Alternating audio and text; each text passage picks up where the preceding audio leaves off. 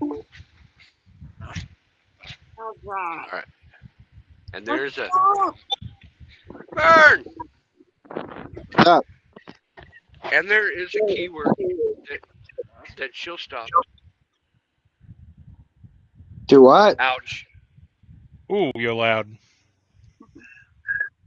There you go. I Well, got three turn your colors. hearing aid down. Turn my hearing aid down. I can do that right here. Hold on a second. I gotta get me some coffee. Coffee. All good, Mary Lisa. Get your butt in here. Just drop the link in the chat. Lisa, don't worry about it. I missed it too. I had no internet.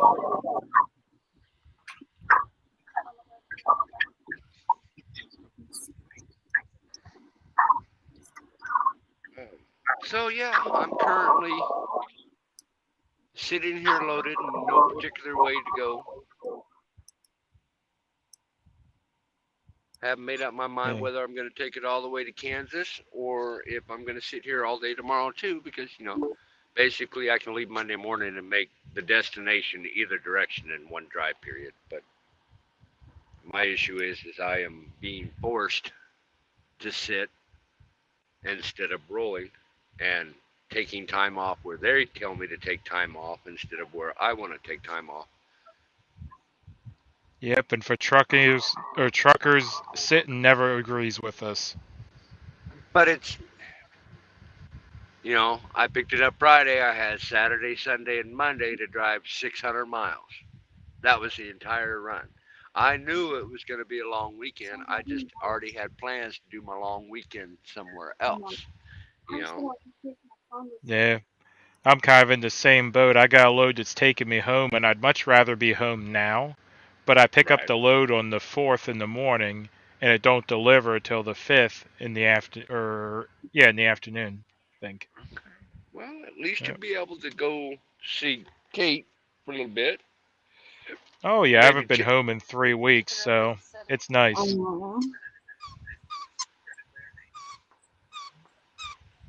Lily? Let me lay the other way. Okay. Get her down here. Come here. Come here. Bumped your head again.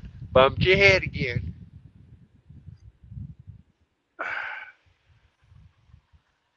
Here. Okay. Now, I'll keep her down here. No, you won't. See? She'll come over here, and there she goes. Still, she wants her blanket.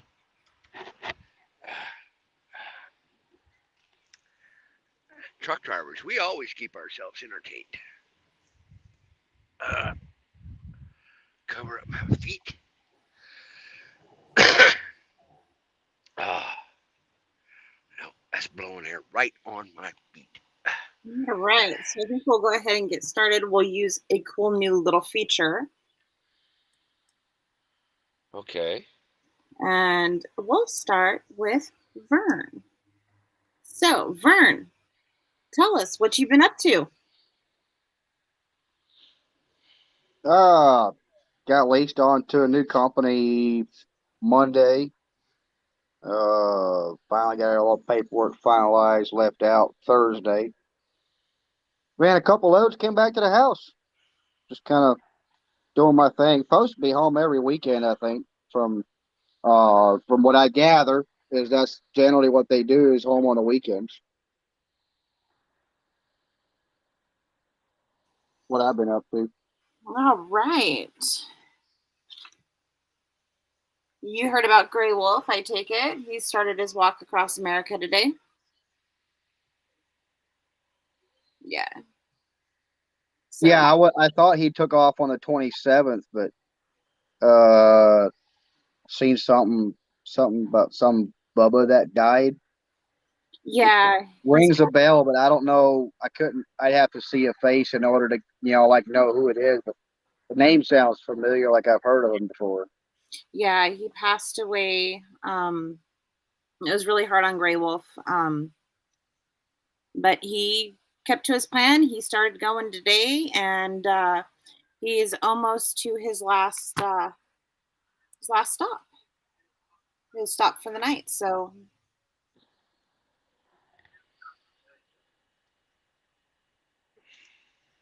Yeah, I don't know how I would make it walking across the country like that. I have a hard enough time walking 5 miles. I have a hard enough problem walking across a parking lot to get something to eat. I might join him for a couple miles, but I don't think I can do what he's trying to do. Kudos. yep. Yep. Yeah, I watched it a little bit. I jumped from Grey Wolf stream to Diego's stream. I don't, maybe 20 minutes of it. It's when he was talking about how the asphalt was too hot for Abby. I don't know. Yeah, I was in shortly after he started this morning for a little bit, and then I ended up taking a nap this afternoon. So I didn't get a nap today. I'm I don't usually get already naps in either. bed by now. My normal day starts about 3 in the morning, so I'm kind of on that schedule. About dinner time, I'm getting sleepy. You up in Rick, Churchill? Yep. Yep. Shoot, you're about an hour from me then. Hmm. Should have just came down here. Yeah. Maybe some weekend. I Yeah. wouldn't be against it. I Yeah, sit because here I'm in a usually parking lot and stare at trucks every weekend, so yeah, there's a store down the road about a mile from here that I park at. Um I can fit a bobtail in here. I can probably back a trailer in here, maybe, but I don't really want to. yeah. I'm bobtail all the time anyway, because I have a yard here. I just drop the trailer in and do what I need. Yeah, I'm now officially a door swinger. Oh my. Flatbed for 12 freaking years. And I walk into the freaking, like, the first receiver I walk into, I'm like, I've always pulled flatbed and step deck. So what happens to that seal on the back of the trailer? I don't know what the hell I'm doing. I've been driving for 12 years, but I ain't never done this. No idea what a seal is, huh? You just gotta remember the number and remember to put it on, you know? Yeah, yeah. Feel like a hi, freaking Mike. rookie. What's going on? Hey, we got Mike on here. Yeah. Yes, we do. I'm Showing off the here. motorcycle, I see. It's thunderstorming outside, so there's that.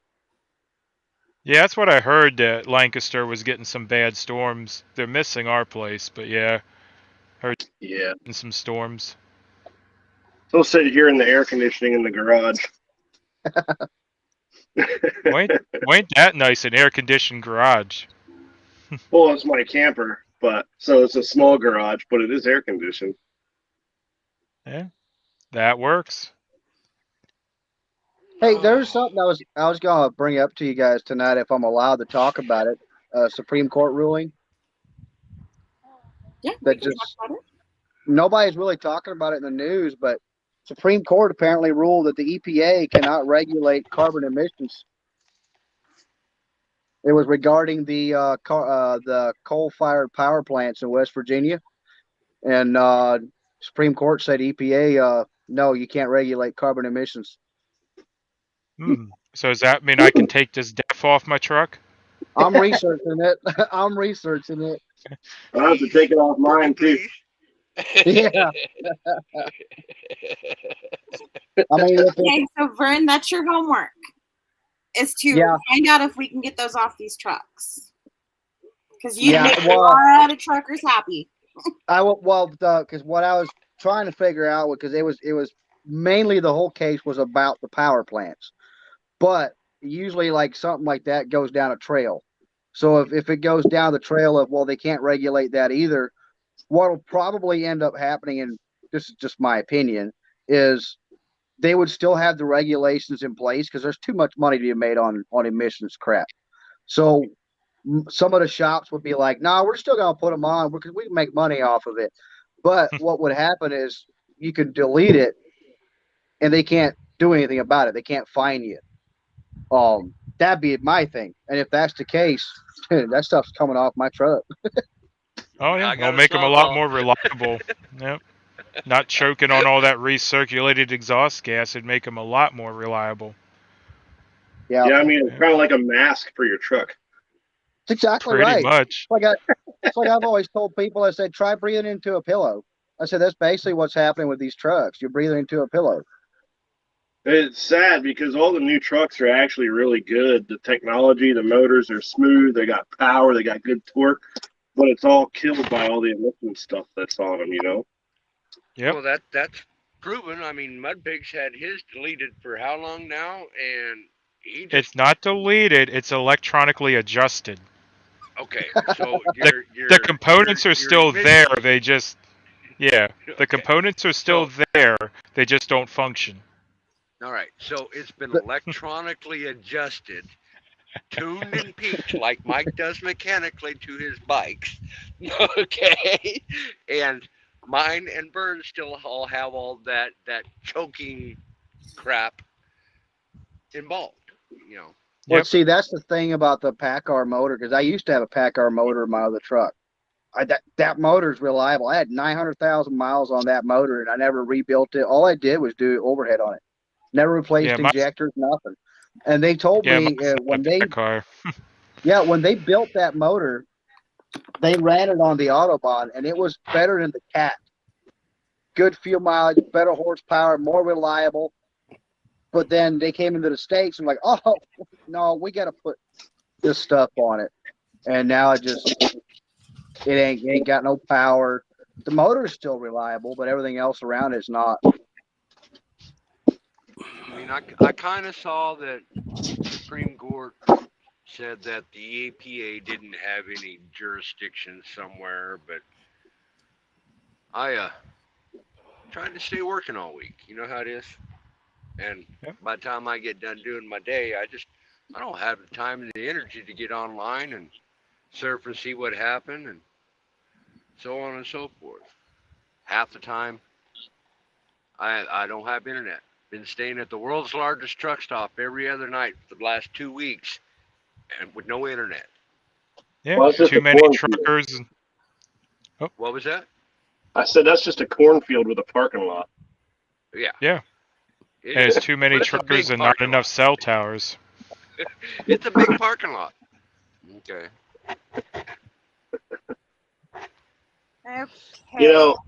You know that when they came out with those emissions with CARB in California, and California really is the only reason we even have the emissions, in all honesty, which was a big reason as to why it was important to do what we did by going back to California with the Convoy. But all their research has actually been found, like the reasons they used to push it through to pass it have actually been found to be falsified.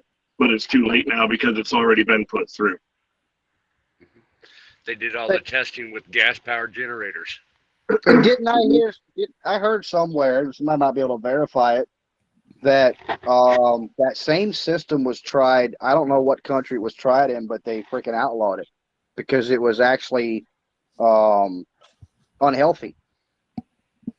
Well, yeah, I So they mean, outlawed it. you ever follow one of them trucks that's regenning? Yeah. Like, my whole thing is I understand there's a scientific purpose behind, like, oh, well, it burns at a higher temperature, so it's not as toxic. Okay, I understand that. But if you're going to collect everything in a filter and then burn it all off at once, what's the difference? Yeah, so instead of spreading it all over the country evenly, you release it in one neighborhood. Yeah. So yeah, Well, and like, you're burning more the fuel. other part is they took urea out of the fuel, or not urea, but the sulfur out of the fuel, right? Like we went to low sulfur, and then we went to ultra low sulfur and stuff because of the emissions motors. You know, I got a couple friends that are farmers. They're paying more for fertilizer and stuff right now because there's not as much sulfur in the air naturally helping to do that as what there used to be. Oh goodness! So the trucks were helping the farmers because we were burning Yep. up the sulfur. Yeah, it's a big cycle. Like they don't even realize what we put out of our exhaust gets cycled back into the plants, and then those plants put off stuff that we use as humans, and Yeah. then it's just a big cycle. And these idiots are just like, oh no, carbon emissions. Get real. Anybody else notice, these trucks that are burning DEF now or whatever, especially, it didn't seem as bad when the early DEF trucks came out, but here lately, like last few years, all their stacks are pure white because it's blowing raw DEF out the exhaust because they're injecting more of it, right? Have you noticed also that along the interstates there's been more dead trees and stuff like that than you've ever seen before? There's also I've heard that. Yeah, I've heard that too. DEF is causing trees to lose their leaves and everything. Yeah. I mean, they're blowing it right out the stack. That's why it's running down, and you can't get it off. You need to use acid to get it off. Yeah, I get it on my frame all the time. Yeah. Because mine's a grass burner. Well, it Yeah. generally like if like how I broke down with my filter was clogged, but usually within like a 6 months or a year before your filter clogs is when you get all that white blowout when you're regenning. But generally speaking, if you have a newer filter, like I haven't noticed mine since I replaced it to actually blow out white smoke. But I mean, come on, the thing's like $2,500. Well, it's a filter. Just because, like, take any filter, for example, even a reusable filter that you can take out and clean. If you don't take that thing out and clean, like any filter, right? Like you can get the metal fuel filters and stuff like that you can pull out and clean and everything, right? If you're just burning it off for X amount of time, you're not burning everything out of it that it collected. So over time, eventually, it's gonna burn. It's gonna harden that stuff that it doesn't burn off, and it's never gonna burn off again because it's gonna get more laid over top of it, and that's why they go bad. So when they're new, they don't smoke as much because there's not anything in there, that's really holding it or that it's trying to clean out but not able to. So as they get older, they smoke a lot more. So The way I look at it, they're just making the black smoke white. That's all they're doing. Pretty much. Yep, I've pretty had my much. truck for 4 years. I've had it for 4 years. I've had the filter cleaned 3 times, and in February I had it replaced. And I'm giggling because on that the day before we made it to Hagerstown, when we stopped in northern PA, got up the next day or whatever, and everybody's yelling at me, my truck is blowing smoke. Something wrong with it? And I just, it's just doing a regen. Don't worry about it. Your truck's on fire, right? Yeah. Don't worry about it. Well, interestingly enough, fire, since we've had these emission systems, they're actually responsible for some of the wildfires that we've had. Right. Oh, not even that. They're responsible for the trucks bursting into flame during regens. Because they get so hot, they just catch fire. Yep.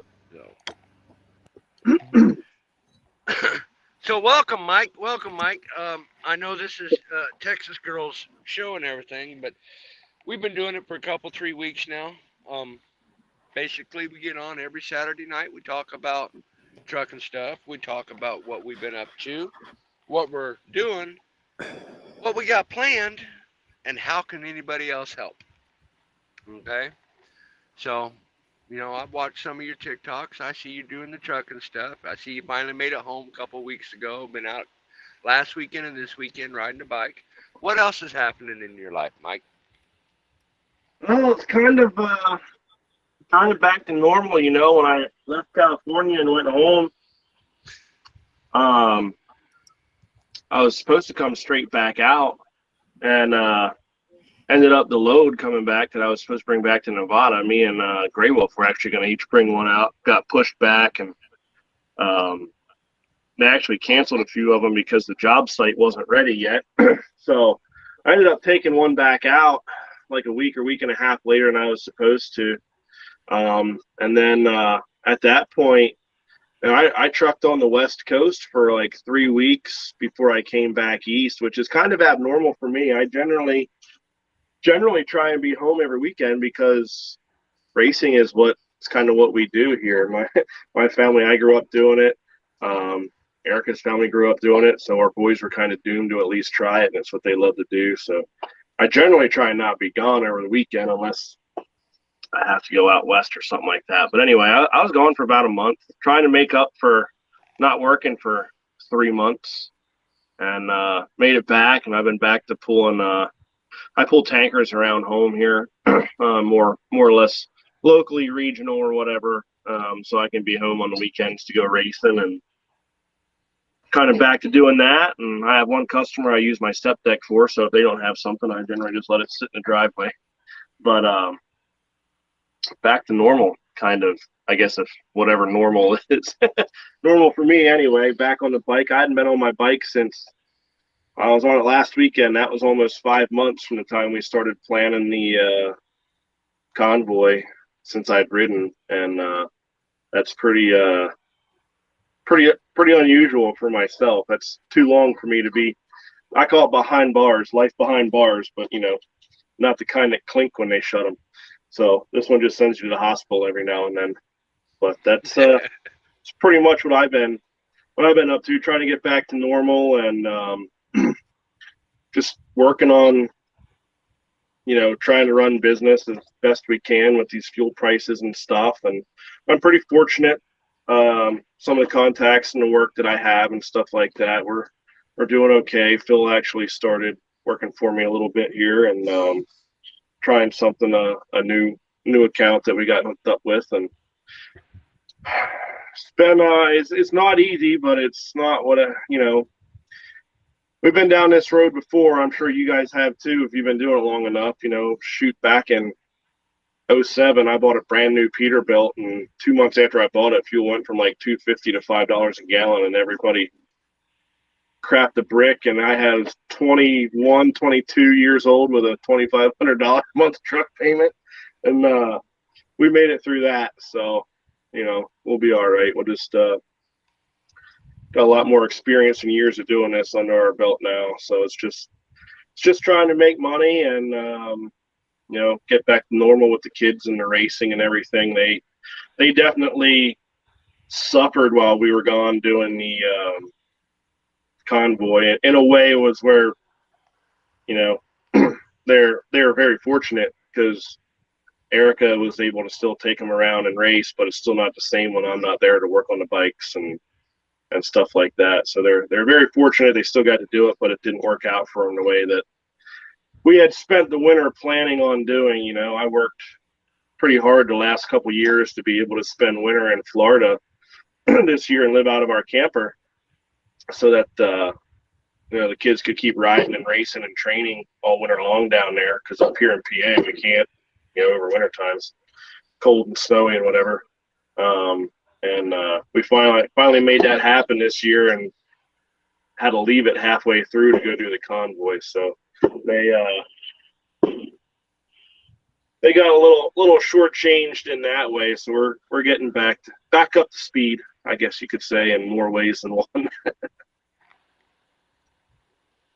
Well, Mike, for me, thank you for your sacrifice. It will not go unnoticed. All right. Well, sometimes we have to do what we have to do, Exactly. So, and you said Bill's working for you a little bit there, MudPig? Yeah.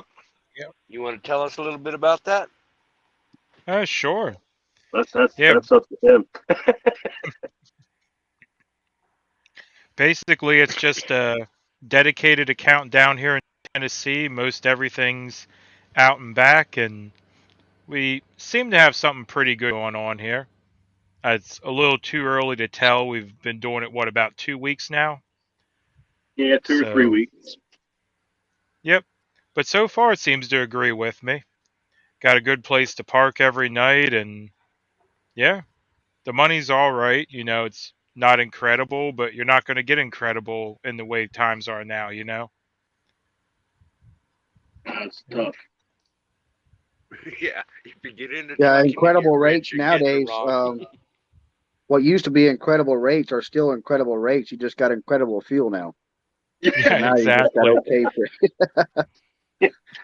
Yeah, it's tough. I'm glad that Bill wanted to give it a try. I told him up front, I didn't know what to expect. It was brought to me by some other people that we know that have it, and asked for help. And I mean, like you said, it's kind of early to tell. You can't hardly, you're doing dedicated type stuff.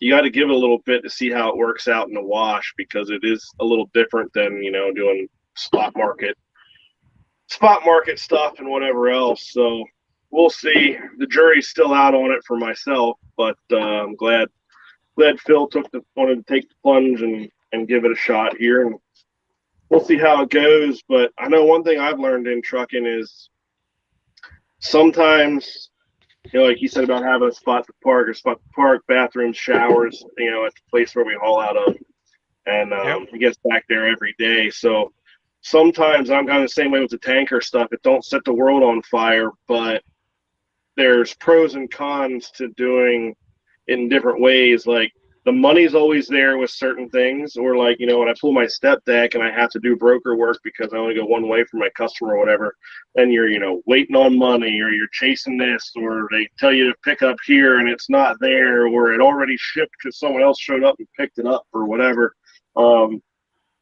So sometimes you're almost better off doing something that's consistent but not the best, as opposed to chasing the highest number all the time and end up either chasing your tail or getting screwed, or, sometimes it works out. I mean, I've done it both ways for almost 20 years, and they both work every time I do it. Just sometimes one's different than the other. So it's an interesting industry we're in, that's for sure. But I know he seems to enjoy it so far, so that makes me a happy camper. Yeah, so far, and the other nice thing about dedicated is you're not wondering where your next load's coming from, Yep.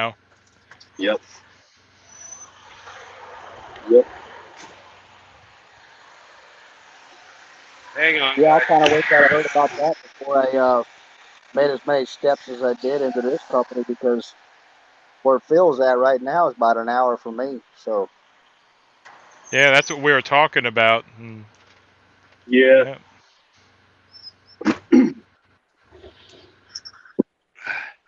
Had to go hit the reset button on the generator, y'all. What'd you do? Oh, it's my APU finally went kaput. All right. Air conditioner quit working the end of summer last year. The heater worked there in Sacramento. The alternator quit working. And then this heat and everything, I just can't afford to idle the truck. They say it takes a gallon an hour to idle your truck. Everybody in agreement with that? Okay. Around there. Okay. And at $5 a gallon, 10-hour break, that's $50 a night. Mm-hmm. And if you got to take a 34, yeah. So, plus, it's hard on your filter too. Yeah, it is. So it's getting to the point where it's cheaper to get a hotel. Well, that's last weekend. I ran over to Harbor Freight and I grabbed myself a generator and I carried it on my step deck, and I went to Walmart and I picked up an air conditioner, and guess what? For the $25 a night in gas that it cost me to run that generator, I'd spend it again. I would. So I think I'm just going to pull the APU off my truck, put a gen set on the side of it with a rooftop air. That way I don't have to worry about it no more. Yeah. Go the RV route. Yep. That way, if I'm happen to be sitting at the house, I can just plug into the house and run the appliances inside the truck and don't have to worry about the APU running or nothing. So we'll just go little big cabin. I don't know about you guys, but for this guy here, when the air conditioning quits, that's an automatic out of service until it's fixed. Me too. Well, the air conditioning up front's different. Yeah, if the air conditioner in the main cabin don't work, this truck it's broke. I drove my old cab over when I bought it back in 06 or 07 or whatever. I was 21 and young and dumb and would never do it again, but I trucked it all over the country, pulling flatbed in the summertime. Out in the West, Midwest, Florida, no air conditioning. Never again. Never again. Not happening. Yeah, I can't remember where my AC broke on the Convoy, but we made it to the auction house up there. I can't remember the town, but we had all the John Deeres sitting out. I finally got the AC fixed there. New Paris. New Paris, that was it. Yeah. But yeah, I drove for about a week with my AC being intermittent. It would come, it would go, it would come, and it would go. And fortunately, it was just low and needed recharged. But yeah, it took me about a week till I had a viewer actually come out and bring out the hoses and gauges and everything so we could recharge it. I remember watching Yeah. that. Yeah. So Yeah, that's let's see. Burn started a new job. I went back to work. Fortunately, I did some loads for a broker last fall, and apparently I made an impression because they've been sending us weekly updates. These are the loads we got going, and so on and so forth. And man, the spot market sucks right now. I mean, it's hard to make enough money to make the truck run in the spot market. Yeah, I have a few friends running spot market, and it's one of those. I got an email, and I was sitting up Burbank, South Dakota, which is just south of Sioux Falls. Okay, and I got the email, and they had loads loading out of Wilton, Iowa, which is about 20 miles away from Walcott. Okay, going right back up to Sioux Falls, 408 miles for 2250. Okay, I said, how many you got? And he said, how many trucks you got? I said, I got one for now, but I can do one every other day. And he's been running me hard, and the South Dakota stuff kind of dried up on it, and I've been running back and forth to Minneapolis area for a little bit less, but it's still paying pretty good money. It's not a contract. It's through a broker, but this broker's been beating me up like a stepchild now. All right. I'm not. It's trucking. You're not going to get rich trucking. Okay. yeah, only if you start rich. You know how to make $1 And then million you might in still truck not get driving? rich. Hey, Blinky, Yeah. give me a holler sometime. I might have a contact for you for all summer long and possibly into the fall. I've got right now. I used to do runs for a stage company that ran stages, and they paid me so much. They paid me so much a week, and they paid for my fuel, paid for my tolls, paid for my truck. I got like $3,000 in my pocket every week to run about 900 miles. Yep. I did that right at the beginning of COVID. I was supposed to run with the Rolling Stones. Yep. Okay. And I went down to Florida to pick up my load and got down there and said, "Oh, the tour's been canceled. We need you to haul that stuff up to Pennsylvania instead." And that's all. That's all I did with it. I'm going to guess that you brought it back to the town I live in. Probably.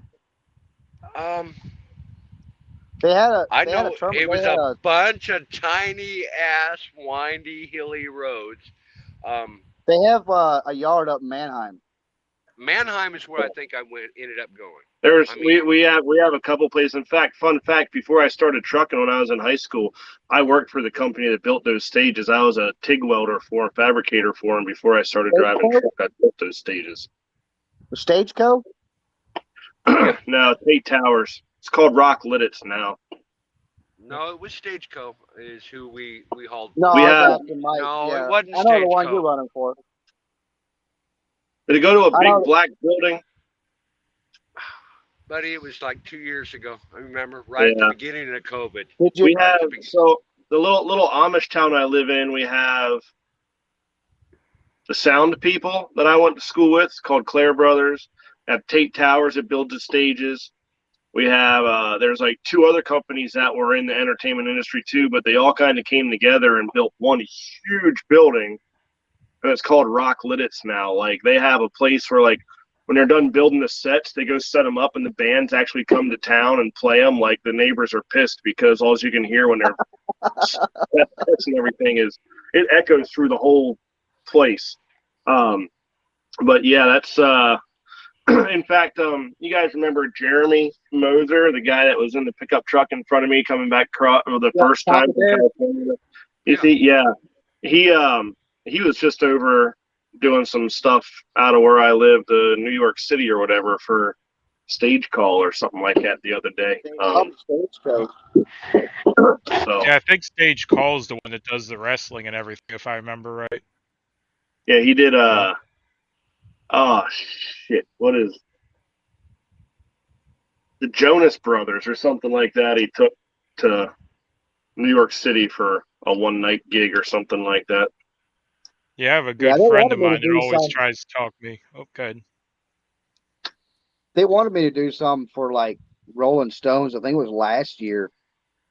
But I asked them kind of like, well, do I have to be vaccinated or anything like that? They said, well, if you're not, then you can't go in any of the buildings, blah, blah, blah, which basically meant because the way they had it set up is you get fed too through catering.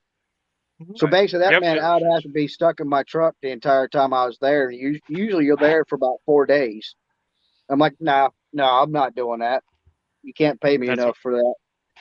Yeah, that's what I was just gonna say. I got a good friend of mine that always tries to talk me into doing shows. It's like 3 months or so, $1,000 a day or more, but they go into Canada.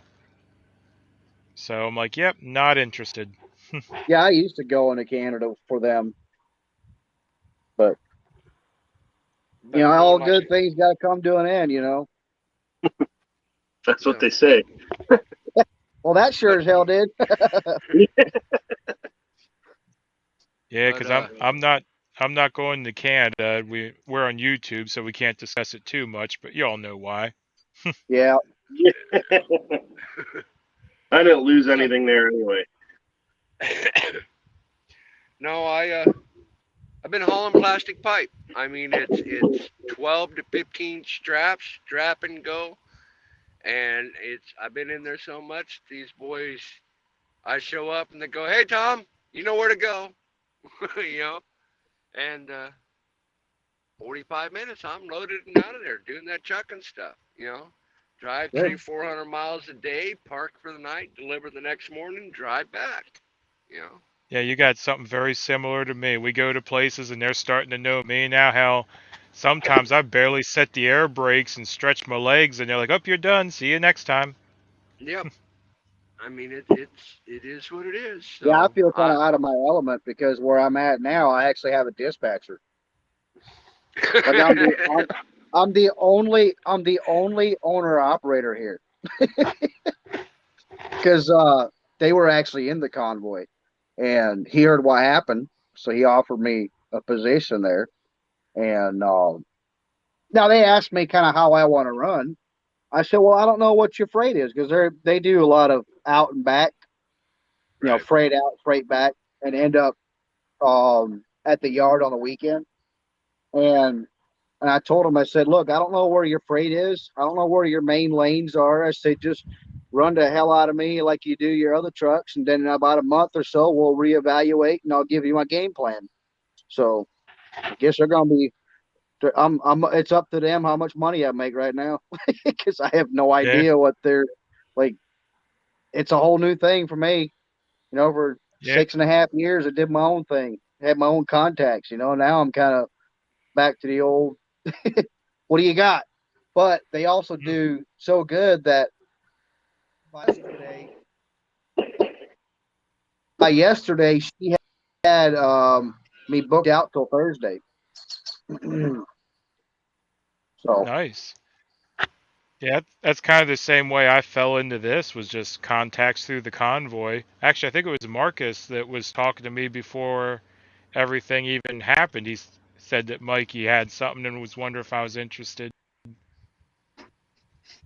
I Yeah, just I vaguely remember Mike telling you before he left Sacramento that to hook up with him because he might have something for you. I got I more too. I vague need more trucks. I don't have a van, buddy. I don't have a van. Now If I had a van, I got some oversized concrete and steel at home here that probably going to be getting hooked up with too. It's a company that builds big precast concrete pieces and big bridge girders and stuff like that out of steel and everything here at home. You know, I know another guy that does that stuff up that way. Was also part of the convoy the first time we went to Hagerstown. That he was looking for help on them 60-foot beams out of Texas with that stuff. Yeah. Yeah, So, MudPig texted me on Sunday and told me that you could possibly use another truck. I was like, dude, I'm already headed up to. I was on my way to get leased on already. I'm like, I'm broke. I Yeah. can't be heading back out to another place after another week. I gotta go. Yeah. speaking of Yeah. leased on, has anybody heard about that California deal that was supposed to AB5. back on the 23rd?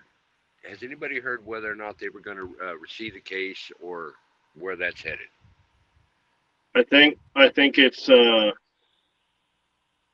from what I've been seeing, sounds like they're not going to take it away. That it's going to stick. What all is entailed in that? I heard a little bit about it, but not much. Well, So I can go back. there's a, Hang on a minute, Mike. Okay.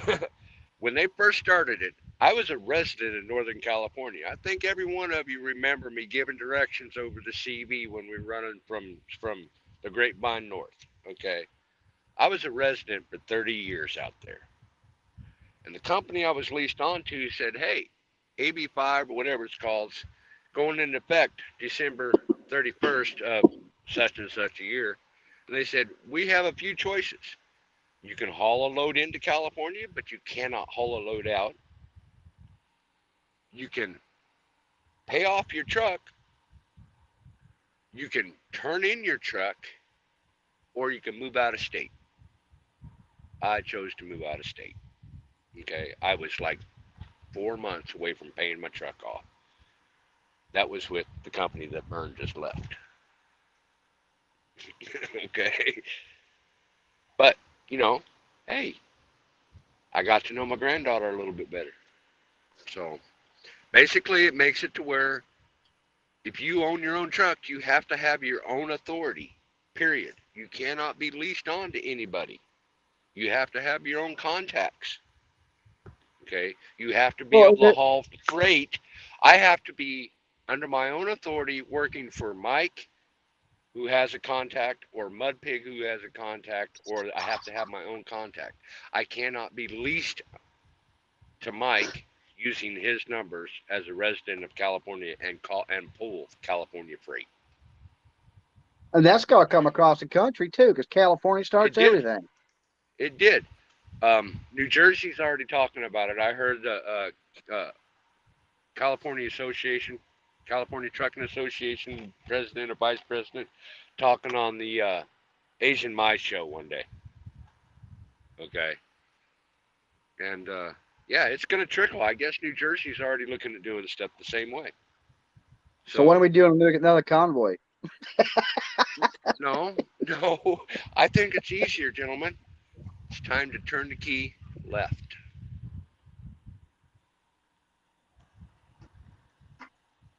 I lost all sound there. Yeah, we also No lost like 2/3 of your picture, I think. Or is that just me? Ashtray. Ashtray. But so the thing you got to understand about AB5 is it's not just trucking, right? Like it affects trucking a lot because let's face it, the majority of owner operators. If you want to get technical on terminology, if you're an owner operator, is someone like myself that has their own authority, their own company, like they do their own thing. If you're leased on, that doesn't technically fall under the heading of an owner operator, but that's just what we've called it for years because they still own their truck and stuff like that. Now, Yep. thing is the majority of owner operators out here are leased on to companies. There's a lot of guys like myself, but the majority of people that have their own truck are running, leased on to another company. There's benefits to both. I've done it both ways. I was leased on to different people for years before I got my own authority. And I did well doing it that way too. It just, the whole reason I did it myself was because what I was doing at the time, a buddy of mine that I was leased onto, it was just me and him, kind of like me and Phil. He was getting out of it and doing his own thing, and I had a good thing going, and then I was like, well, screw it, let's get my own authority and keep doing what I'm doing. But the thing is it falls under anything that is an independent contractor, okay? Which technically, if you're leased onto someone, that's what you are. Like a produce company at home here that I was leased onto years ago, that's what they called us, ICs, independent contractors. So if you are writing, like you're a reporter or writer or whatever, and you're writing for a newspaper, and you write for this newspaper and that newspaper, you're an independent contractor. If you are basically a sub at a construction site, you're an independent contractor. This affects, like, and their wording and their verbiage and terminology is it gets down to the point where even as an owner operator running and you're under your own authority, if you want to get technical about the verbiage they used, hauling a load, like calling, say, TQL and getting a load is basically still illegal, because if you read their terminology and look at what it says, you're still, even though you have your own authority, a third party to that, because that work is actually TQL's work and you're getting it from them, not from where it's actually coming from. So, like, I'm surprised it stuck and that it hasn't been overturned, because, and maybe no one's made that point to them before, I don't know, but the way they have it, the verbiage that they used, it basically doesn't let anybody work. Like, for anybody else, you have to be doing it for the direct person. So even if you have your own authority, you're still kind of screwed technically under their verbiage. It's a, you know, and it depends on how technical you want to get. They'll probably never take it that far unless something happens and someone brings it up or whatever. You know what I mean? Like, they won't look at it that way, because we see things all the time that are, when you get technical about how they're written, it's still not, you're still not doing what it says or whatever. So it's going to affect a lot more than just trucking. But the problem is, well, I don't know if you want to call it a problem. I mean, it is a problem, but like we've been saying, it sets a precedent when California does something to come across, right? Like now even like a couple years ago, the ports over here, like in New York and New Jersey, you have to have a newer truck to go into them, and they did a whole program where they were going to give, you know, all these, we call them peer rats, but you know, these port guys got newer trucks. They used to run old junk. Now they just run new junk, because they still don't take care of it, because they don't make any money, because they're taking advantage of. Like, it's a catch-22, because there's a lot of people that do take advantage of the people that are leased onto them, right? And just take the container industry as an example. Like, drayage is an expensive part of our industry. Like, those people are making bank, but they have the power to give these guys, because they're usually in more urban areas where it's more populated, people are looking for work. They have the power to take these guys, give them a job, and pay them next to nothing, to where they can't even afford, they either have to choose between feeding their family or fixing their truck. And they get their crap moved for nothing. And they're, you know, these companies are making huge bank on this drayage and moving these containers, but the guys that are actually doing the work, like there's a good aspect of it in some ways, if it would put some protection in for something like that. You know, these crappy companies that just take advantage of people, or like same as these big companies do the lease purchase thing, you know, screw people over on it with that. But overall, like, it throw a real wrench into plans for the way a lot of our country, not just our industry, but a lot of people in this country do work. And kind of goes back to the point of, they're trying to get rid of the little independent type people that can think on their own, people that can provide for themselves. They don't want that. They want these big companies. They want everyone to be under the government's thumb. And that's, in my opinion, it's just one of the many different parts of their plan and process of making that happen. Yep. Yeah, I did intermodal briefly, and another thing is they take advantage of your time. I mean, it was rare I didn't have a 14-hour day. Mm-hmm. Yeah. Yep. Yeah, I had a good friend of mine lives in Charlotte. He was leased on to me for a while, and he did containers because he could be home every day. But he ran from Charlotte to Savannah, Georgia, and back every day. That's a full day for like $1.20 a mile, and he had to pay for his fuel. And I was like, dude, after you pay for fuel for the day, you're just a glorified company driver that's paying to fix your own truck. Yep. And I he worked for me, and he I, couldn't believe what the difference was. yeah, I used to tell them it's like I'm making McDonald's money. I could make the same working at McDonald's as I'm making hauling Yeah, your stuff. you can. It's sad. It's sad how they treat them guys. Well, not many people realize it, but the whole entire economy, I think, is giving credit to small business, whether it's trucking, whether it's restaurants, anything. It's always the small business that runs the entire economy. And if they're going to want to destroy the small business, they ain't going to have an economy. And I think, honestly, it's just the ignorance of them. They don't even realize it. The ones that are putting the regulations in, because they're just ignorant. They don't live in the reality. They don't know what they're doing. So do you know? I'd like to know what their reasoning is behind it, because they always have like some kind of reasoning. But Well, the reasoning is to again, promote big business. They want the big companies to take over and everyone to go work for a bigger company as an employee. no, I mean Yep. like their verbal reasoning. The reason they give you. The reason they give you is always different than the reason they're doing it. Corporate America. Yeah. Yep. It's amazing how much. So here's an interesting fact. I don't know if you guys know this, but I'm full of interesting facts from doing the trucking advocacy thing for so long. But you know that as far as for hire carriers go, okay, so that's someone with an MC number, right? A motor carrier. 87%, and now this is going back 2 or 3 years, so it may have changed a little bit, but at any rate, still, 87% of for hire carriers that are registered under, the FMCSA that have an MC number were made up of companies of 10 or less trucks. 87% of the MC numbers out there are made up of companies of 10 or less trucks. Now, that sounds like, oh, wow, we make up 87% of the industry, and this is how you can, like, I used to spin their own, the government always tries to spin numbers and stuff on you, right, to make it look one way or the other. So I used to do this. I'd say it that way. But when you actually get down to trucks on the road, okay, number of trucks on the road, the numbers basically flip-flop. The companies of 10 or less trucks are only 12 to 13% of the number of trucks on the highway, registered trucks on the road.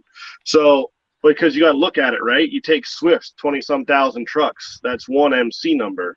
You take me right now, 2 trucks, that's one MC number, right? There's a lot of guys out there like me, 1, 2, 3 trucks, and the big companies are still only one MC number. But when you flip those numbers as far as trucks on the road, they trump us because they have thousands of trucks where, we have one or 2, 3 maybe. So it's kind of like, depending on what you're talking about, you can spin those numbers to use it to your advantage. And, I used to do that in the trucking. I'd be like, those little guys make up 87% of the industry. Look at it. It's right on the FMCSA's findings. And it's true. Like, they can't, because they never looked at it. Oh, and then they go, oh, wow. They never thought about, well, how many trucks does that company have? But the other side of that is, right, you take a company like Werner, Swift. Okay, you ever drive past one of their yards and see all them trucks just sitting there? They buy new trucks and they register them and put them on as if, they can go out and drive them, but they don't use them. Half the trucks they own, generally, as an average, don't ever get used because their safety rating stays lower that way, right? Like, if you have 10 trucks and you get 2 that get an out of service, you have a 20% out of service rate, right? But if you have 50 trucks, because 30 of them are sitting and those same 20 are still on the road and 2 get an out of service, you just drop that to like what, a 7% out of service rate instead of a 20, roughly, something like that. Looks So they better. do that because when they have accidents and stuff like that, it shows, well, we still only killed X amount of people out of X amount of trucks that we have on the road, even though half of them aren't even on the road. Yeah.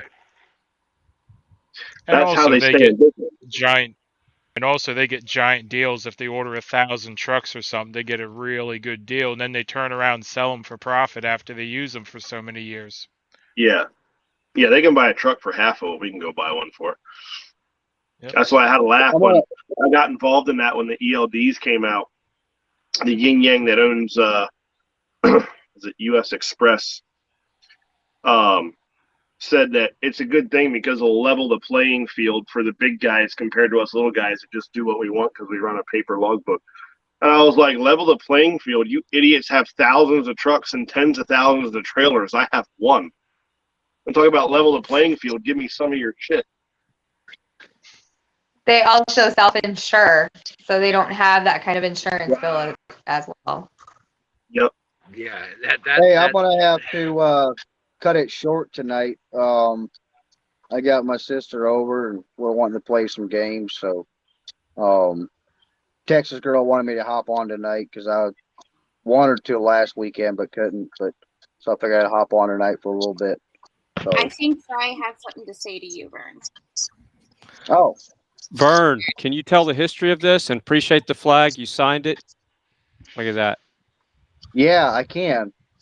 That was one of the 2 mirror flags I had. One of the first ones actually when I joined up with the convoy, and that was one of them that I had on the truck when when we went into DC on Constitution Avenue. The first time it went on Constitution Avenue. The second time I went into DC, it was on, I forget the other. Mike might know the name of the road. It's on the other side of the White House. So you got like what 17th on this side, and like 14th on the other. So basically, it looped the entire White House complex. And so I think the second time I went around, it's when I took it off. Well, I appreciate it. It's hanging in the big studio. It stays there, and it's in good condition. Good deal. Glad you got it. That one there made it from New Mexico all the way to DC. Wow. Wow. So how many miles do you think it's got on it? Oh boy, I'd have to roughly estimating probably 2,500, 3,000. Nice. Something like that. I took it for a little spin in the Suburban as a tribute too. I don't know if you saw that video, but no, yeah, I have not. I put it in the front of the big, 10-inch lifts black Suburban, and that's the last time it's seen the wind. So now it's in the studio. I was kind of surprised they actually held up like it did because I was doing like 75 with it at one point. Yeah, I was taking it slow because it's kind of tore up here a little bit, but it's still holding up. Yeah, because I think there's it's like a one-sided flag that's sewn together to 2 sides or something like that. And yeah, it's actually a pretty tough flag. Yeah. Hang on a minute, Vern. Before you go somewhere, I got one more question for Mike. Mike, were you able to get the flag back down to the original flag? Were you able to get it home? No, actually, I had talked to Randy about getting it back. We're still trying to coordinate that because I went out. I actually tried to go when I went out, came home and went back to the West Coast. I was trying to find a way to go back to Texas out of California with to drop it off. It's in my truck, but I haven't made it down there yet. So it just didn't work out. Everything was paying for crap, and a friend of mine had a load coming back east that I took. But so I'm going to end up sometime here, hopefully soon in the next month or 2 or something like that, depending how things work out. Make a trip down there and take it back. Well, do us a favor. When you do, video it TikTok it, do whatever Oh yeah, Mike does. Okay, because that. Mike don't do much of that type of stuff. But that we will. you know, you do enough of us to keep us enticed in what's going on in Mike's world. Okay. Alrighty. A little bit here and there. My world Okay. consists of trucks and dirt bikes. That's about it. Well, like I say, this right here is open to anybody that ever wants to get in here and say what's happening in their life. Just get out and share. Every Saturday night, we either do it on Diego TV here or on Texas Girls One Voice. Is it One Voice or just Digital to give Soldier? you guys an update. One Voice will be carrying these panels for the next Okay. few weeks. So I will strictly be doing panel shows at night. And then Diego's going to do them during the day because of Grey Wolf's Walk. So, Okay. and that's the other thing. If you guys get a chance, please stop by and say hi to Grey Wolf. Today we had really no audio, so we couldn't do a panel show because he forgot to put an earbud in to link it to his phone so he could hear what we were saying on the panel. So, but tomorrow we'll have that rectified so you guys can come on in and say hello to him. Okay. Actually, I got in and I watched him a little bit on his walk this morning. I encourage everybody, get in, say hi to him, give him support. You know, when he makes it out there to Washington, D.C., I want to meet him there. I do. I'm going to put the flags back on the truck. I'm going to fly him high. I want to meet him. I may not make it downtown. I might only end up doing parades because I'm a truck driver, not a protester. Yep. Okay? But I want to meet him there. And I'm hoping that we can get a bunch of people to join us. I really do. All right? If nothing else, just yeah, you made it. Congratulations. Proud of you. You know, whatever it takes. Lisa, looks like you're sleeping there, sweetheart. Does he have a plan on when he's supposed to roughly be in DC? 4 months from today. Whew. Yeah, it's a heck of a walk. It's a heck of a walk, and he's done amazing. He's about maybe 3 miles away from his first night stop. So he's done amazing today. Super proud of him. Did he weigh in to see how much weight he's going to lose? I don't know that answer. Or don't have an answer for that question, Fry. I'm sorry. We need to remind him to do that because he's going to lose a lot of weight. I did What's see. his route? Does anybody know for sure? He's going through. Yeah. Basically across Highway 50. Basically. Yep. Okay. It's something about the loneliest walk on the loneliest highway in the world. Yep. All right. Loneliest highway in America. Yep. So, you know, get on there. All I got to say is more power to him because my sorry ass sure would not be walking across this country. I can tell you that much. Not Oh yeah, I July. told him the same thing. Not in July, not in August. He's got bigger cojones than I do. Okay, just trying it. He does. I didn't even know he left to do it when we left the convoy and came back out here. I actually got him hooked up, and he rode with me for a couple days. I showed him how to do the tank work that I do, and he was doing that for a couple weeks, and then I came back from California and I didn't see him. And I'm like, what the heck? They're like, oh, he went back to Nevada to walk across the country. I was like, do what? I didn't even know about it. Yeah, it's one of those. He spent a lot of time across the street in that little truck stop there, contemplating what he was doing. Yeah, I believe that. All right. Well, it was good seeing you again, Mike, Lisa, You too, Vern. Will Blinky, MudPig, and Fry TV, a Texas girl. Enjoy the flag. You earned it, Fry. Thanks again for the flag, man. I'm honored. Thank you so much. Hey, I still got a couple I got to give out too because I'm gonna keep flying them too. And thanks for all the hard work and time you put into the convoy. Something we have to do. everybody, Phil, Mike, Tommy, Lisa Mayer, Texas Girl, everything you're doing now. Appreciate that. It's one of those, hey, Pride, the fight's not over. Yeah. Okay. No, far from all it. get, we'll That's all why. get, we'll go, That's we'll why all I get quit. together again. We will. Yeah, I That's hope why I so. quit You know. what I did, because my message is going to continue being carried across the country wherever I go. I don't care, and I might add to it too. You never know.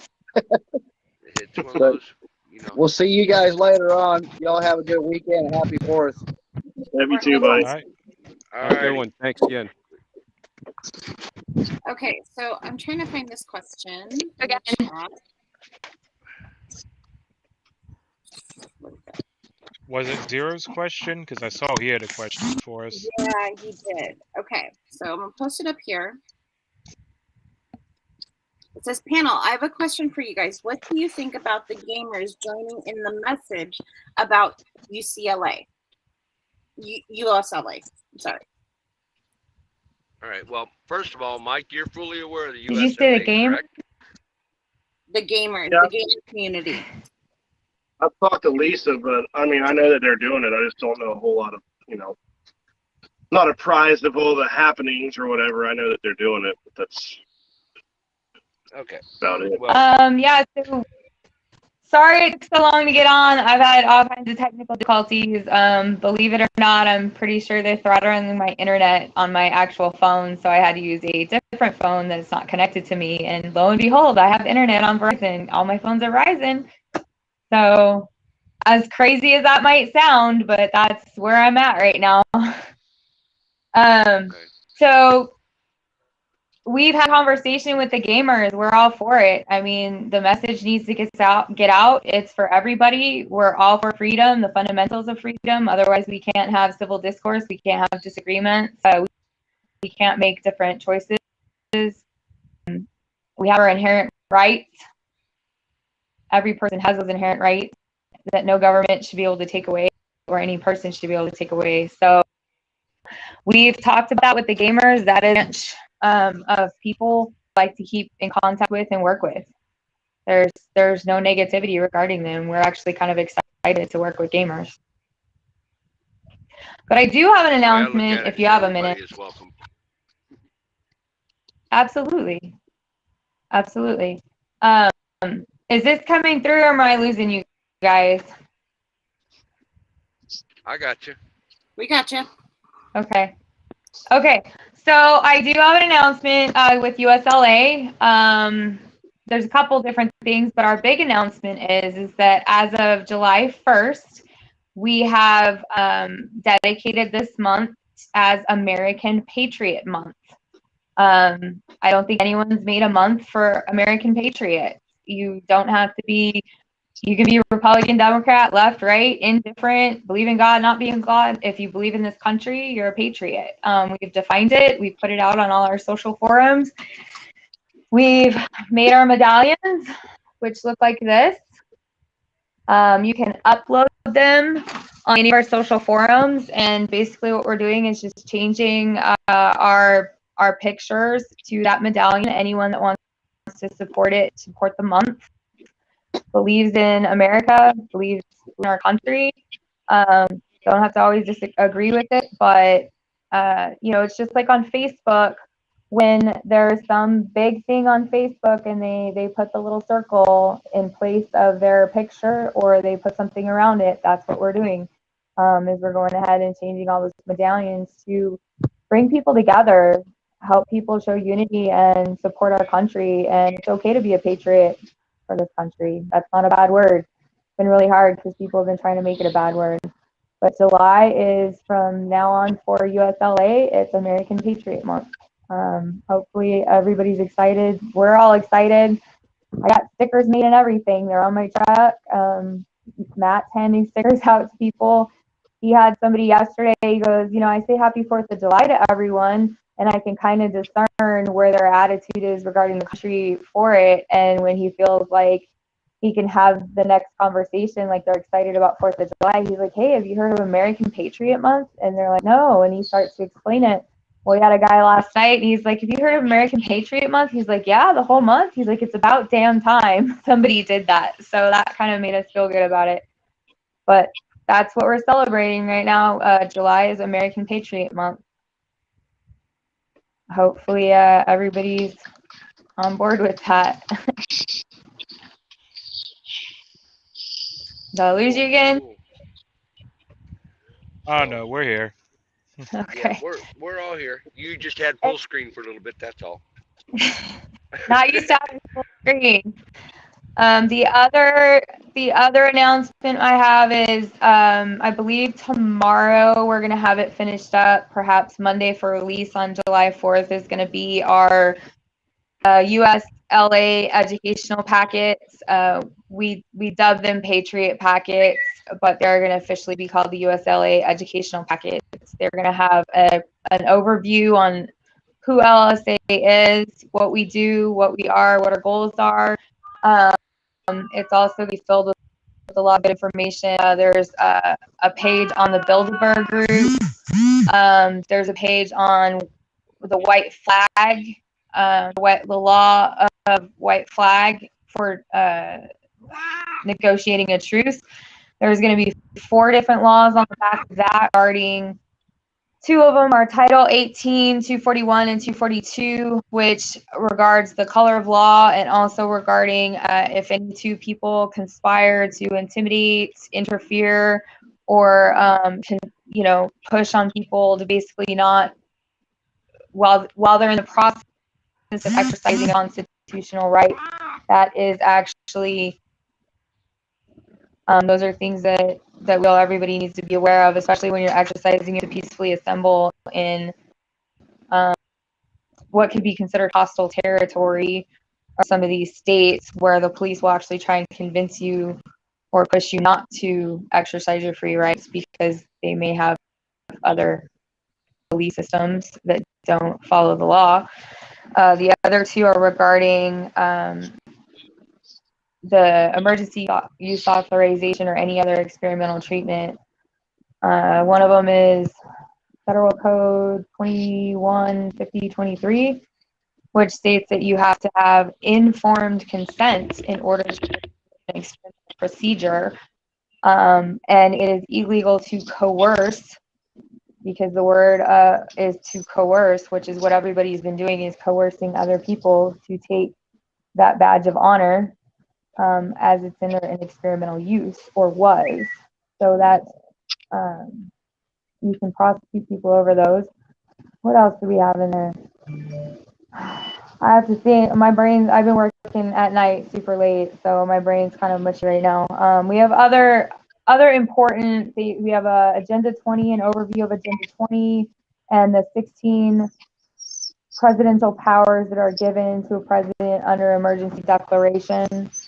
I think that's about it. I think we got all of them. It's going to be roughly about 10 pages. There's a script. We've written a script. There's actually 4 small scripts, little elevator pitches to introduce to people in order to have the conversation, to open the door, have the conversation about what's going on in the country and about USLA without being real pushy, I guess, is the way. A lot of people don't know how to just broach the subject, or most people, it's scary to just walk up to a stranger and be like, hey, have you heard about this going on in the country? So we're trying to give people the tools and the education and the confidence to be able to go out there and have those conversations with your neighbor, with the person at the gas pump, because we all know how much fuel is right now. That's an easy conversation to start. Can you believe how much we're paying for fuel? Almost everyone can get on board with that. We're working, networking everybody together and building a community. So those are the 2 big announcements we have for the United States Liberty Alliance. Please continue to follow us on our forums. We're on Facebook, CloutHub, Telegram. Telegram's an awesome information drop. There's always information being dropped down there. Through social. I can't even think all the ones we're on. But thank you very much. for the time, Texas girl. I really appreciate it. You're so welcome, Lisa. Well, another thing there, Mike, that we're doing is USLA is trying to get with all the states, okay?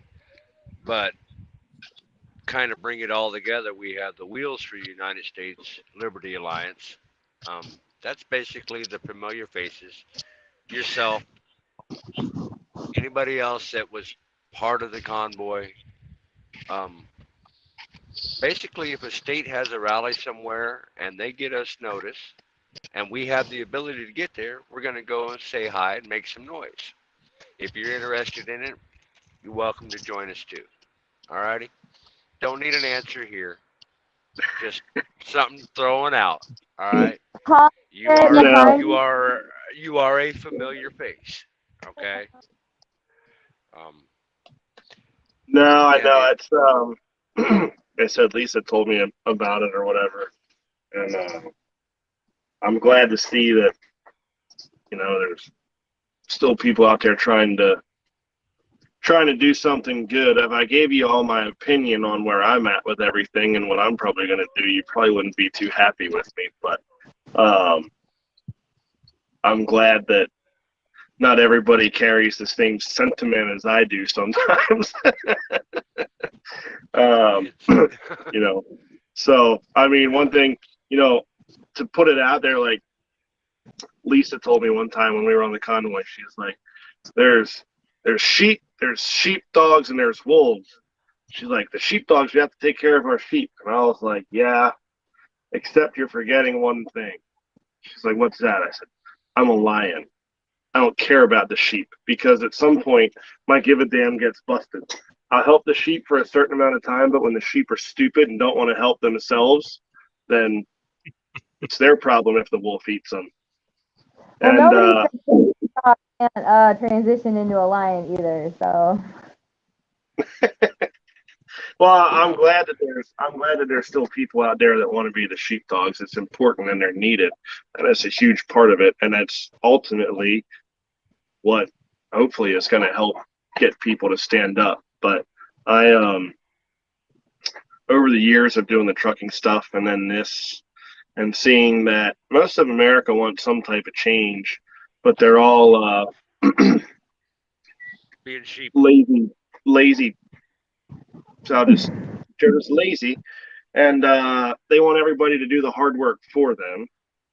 And I don't mind helping people out and this and that and the other thing, but there comes a time where you can only sacrifice so much for yourself and your family and the like-minded people that have your back around you before you get to a point where you go, okay, I'm going to end up losing everything to help these idiots over here that either don't care or don't want to do it themselves. So my thing is I want to take care of myself and my family and the like-minded people, like all you guys, that I need to, but I'm not going to lose everything. I'll let them idiots over there that don't want to help or don't want to realize what's going on, that don't want to listen, lose everything they have. And if that's their house, their life, their belongings, that's on them at this point. I don't know how much more you can tell some of these people what's going on and how much more we need to see out in our world of what's going on till they realize it. And, when I left California from the convoy and went to come home to get that load in Nevada to come back, we were supposed to go meet some Canadians at the border, which ended up not happening. And I had every intention of at least joining back up to do that and stuff. And then when Santa was on the phone with us when I was in like Iowa somewhere on my way back, and he's like, oh, we're going back to DC. And I was like, dude, what? Why? Well, I'm going to go make this speech and say we're going back with teeth and backbone. And I was like, I know, Blinky, you know this story, but I was like, yeah, no, I'm not going to be associated with that or a part of that or condone that in any way. And he's like, what do you mean? I said, Because I told everybody before I left privately that I wouldn't do something that wastes their time because I wouldn't want to do something that wastes my time. I was like, it's done. It's over with as far as that's concerned. I was like, if you go up and make that statement, you're going to look like a fool, in my opinion. And I said, I'm not going to be a part of that. I said, and I told him, I said, don't call me to do anything again until it's time to do it locked and loaded. And he goes, well, what's that supposed to mean? And Marcus goes, I'm pretty sure he means exactly the words that he said. And I said, yes, exactly. I said, I've done all this for the last couple years between trucking and this stuff. I said, and I'm glad I did it, and I still believe in it. And not saying I won't do things or be a part of things, but in general, my message to everybody is to go to work, get involved at your local level, make money, buy guns, buy ammunition, stockpile food, and get ready because it's going to get shitty and it's going to get ugly. And when it comes time to start shooting people, I'll be back. Dude, that's why we need you every now and then, because you shoot from the hip and straight from the heart. Okay? I couldn't agree with you more. I really could. And it's you know, I'm out here just barely scraping by. You know how it is. It's tough out here right now. And what I've told everybody is, if you got a rally and if I'm in the area, I can make money on the way to that rally just to come by, make noise, and go back to make money again. Okay, I'm not gonna go sit in a parking lot, you know, listening to speeches morning, noon, and night about what's gonna happen. Okay, and but we need to continue to fight, whether it be on our own personal level or joining an organization, whatever organization it may be. I'm going to say it again, openly and in front of everybody. I support what Santa's doing. I just don't like the way he went about doing it. Okay? I'm just going to keep my opinion on that shit show to myself. That's why you're here, is because you shoot from the hip and from the heart, Mike. All right? Love your honesty. I'll probably hurt some people's feelings, but you know what? You know what? Shit happens. Okay. It's like this. Like I said, I'm glad there's still people like Lisa and you and New York's doing a bunch of good things. Like, I've gotten a few phone calls from Randy in New York asking me if I'd be a part of some things. It just, you know, they had a thing the other weekend up there in Buffalo, but it was over Father's Day weekend and stuff like that. It just wasn't going to work out. But I'm glad that there's people that still have that drive and that want to do those type of things and help wake people up and spread the message. I'm not wired that way. It was, I don't want to say out of my character, but I'm not completely the most peaceful person in the world that everybody's seen during the convoy.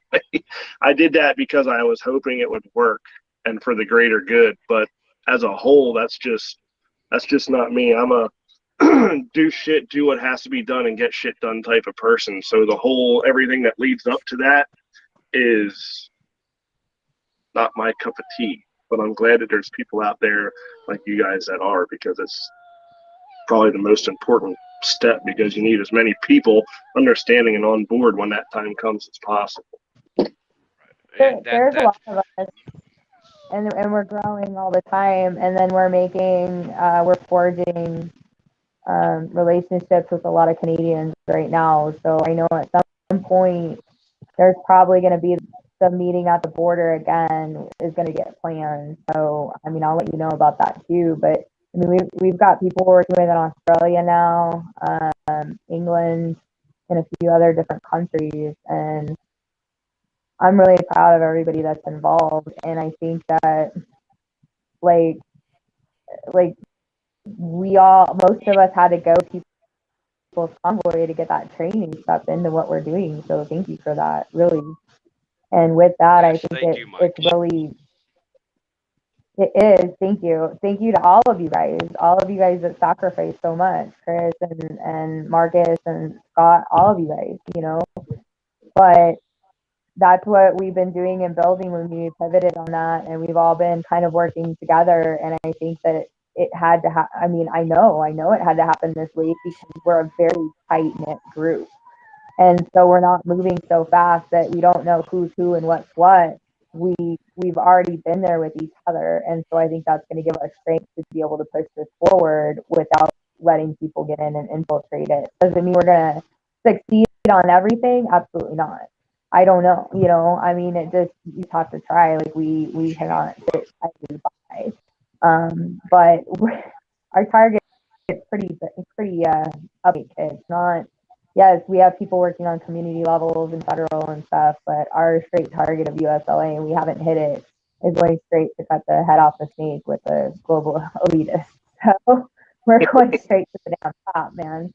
And Well, that's what I told. that's kind of my, like you just said there with the global elitists. Like that was my reasoning for when they said they wanted to go back to DC with the convoy. While I was like, "F that, I'm not going to be a part of it," because DC is great, right? And to be honest with you guys, when we did the first convoy from California to DC, like even when we were planning it, I even said, I'm like, DC is such a waste of time. But I know that because I've been involved in going to DC with the trucking stuff. Like I've seen how it works. I know what happens, but everyone thinks that that's where everything happens. And it doesn't. It doesn't. The point is DC is where they're making this stuff, but they're just have someone up there doing this with their strings, making them do what the fuck they want them to do. And the people that are doing that are the elitists. And that's where Santa got mad at me that day. I said, don't do it. He goes, what do you think?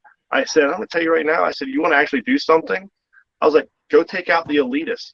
Find your Warren Buffetts, your George Soroses, your Bill Gates, your Rothschilds, all them type of people, and take them out. Take out their upper echelon.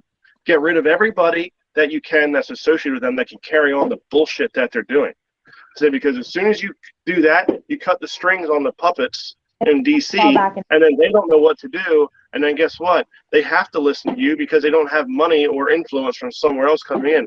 And he got mad because he said that the convoy is about peacefulness. And I just suggested going and killing people. And I said, well, don't take the convoy to kill people. I was like, but that's what needs to happen. As long as those people are around, we're going to continue to have these problems. It doesn't matter who is in DC. It don't matter who you vote in or vote out or anything like that. They are the problem. They run the country. They run the world. The government's just doing what they're being paid to do by these idiots. Yeah, that's where we're at. We're very ambitious people. We understand that it's going straight to the top. If you get a chance and you watch our first live, straight up say it. In all honesty, our goal, we're going straight to the top. We're going to take out those elitists because nothing else is going to work if they're still up there. We've got other people working local and doing stuff at the local level and federal level too. But I mean, the goal of USLA is to take it from the top. Otherwise, it's just it's cool. Well, Mike, personally, I was there in Big Cabin the night you received the flag. I was there in Cuba the day you rolled the flag in on the back of that trailer. And I understand because I volunteered to haul your flagpole, not your flag, but your flagpole. And you told me there was only one flag that got to be flown on that. And I know what you felt personally. And I want to thank you for doing what you did when you did it. All right? All we can do is try. That's all we I'm can do. I'm not a professional protester either. I'm a truck driver, just like you said. I'm a truck driver. I drive truck. I make lots of noise. I make a little bit of money doing it. Okay. Yeah, I mean, I'm the same way. I mean, when we were sitting in Sacramento, it drove me nuts. It's like I'm a truck driver. I'm used to moving, not sitting in one place for weeks. Okay. I never felt a stronger amount of unity than when we decided to turn the trucks around and go back downtown. That was a pretty epic moment in time for sure. Okay. Honestly, we Yeah, may it not was. have accomplished shit, but that showed a very strong bond and unity. And if we could have kept that feeling going, I think it might have gone somewhere. But we lost it somewhere. We lost it somewhere. It's definitely, I don't know what it was about that night, but after that night, it definitely took a nosedive. And there's a couple different things I could think of that were probably played a role in that. But you know what? Part of the reason I think it kind of slowed down after that is because, in all honesty, like, here's the thing: when we left Hagerstown to go to California, we said we'd be back. Okay, but just as it was leading up to that point, the whole thing was a super fluid movement. Like, okay, well, we started out because of this, and then you learn this, and this person gets involved, and you learn that, and then it turns into this, and now you have this, and this that you're going at now, not just what you started with, and then you learn of things like we learned in California that directly relate to the reason of the convoy, which is why we decided to go back. Part of the reason why. And it's like, plus we had been talking about, Brian had been talking about going to a local level. We'd all been talking about going to like your state and local level. And boom, here we were presented with these state issues, So we're like, okay, we're going to go do that to make an example of what we're, practice what you preach, kind of, right? And to defeat the mandates wanted us to be there at that rally in LA. So it was like, if we were going to make it to that, like, we had to go. And so, which, I mean, anybody that's seen that rally can understand why they wanted us there, because it literally was the rally. But that was an awesome rally. I watched it online, guys. Pretty epic. But, so we go back to California, and we still, when we left Hagerstown, we said, hey, we're going to come back to continue on. But once I think we got to California, and we did prove that you can go to a local level and fight it like we did in Sacramento. And we came back with that, and then we were supposed to be there for that second week, but they basically canceled like all but one of those hearings because we were there for all the other ones.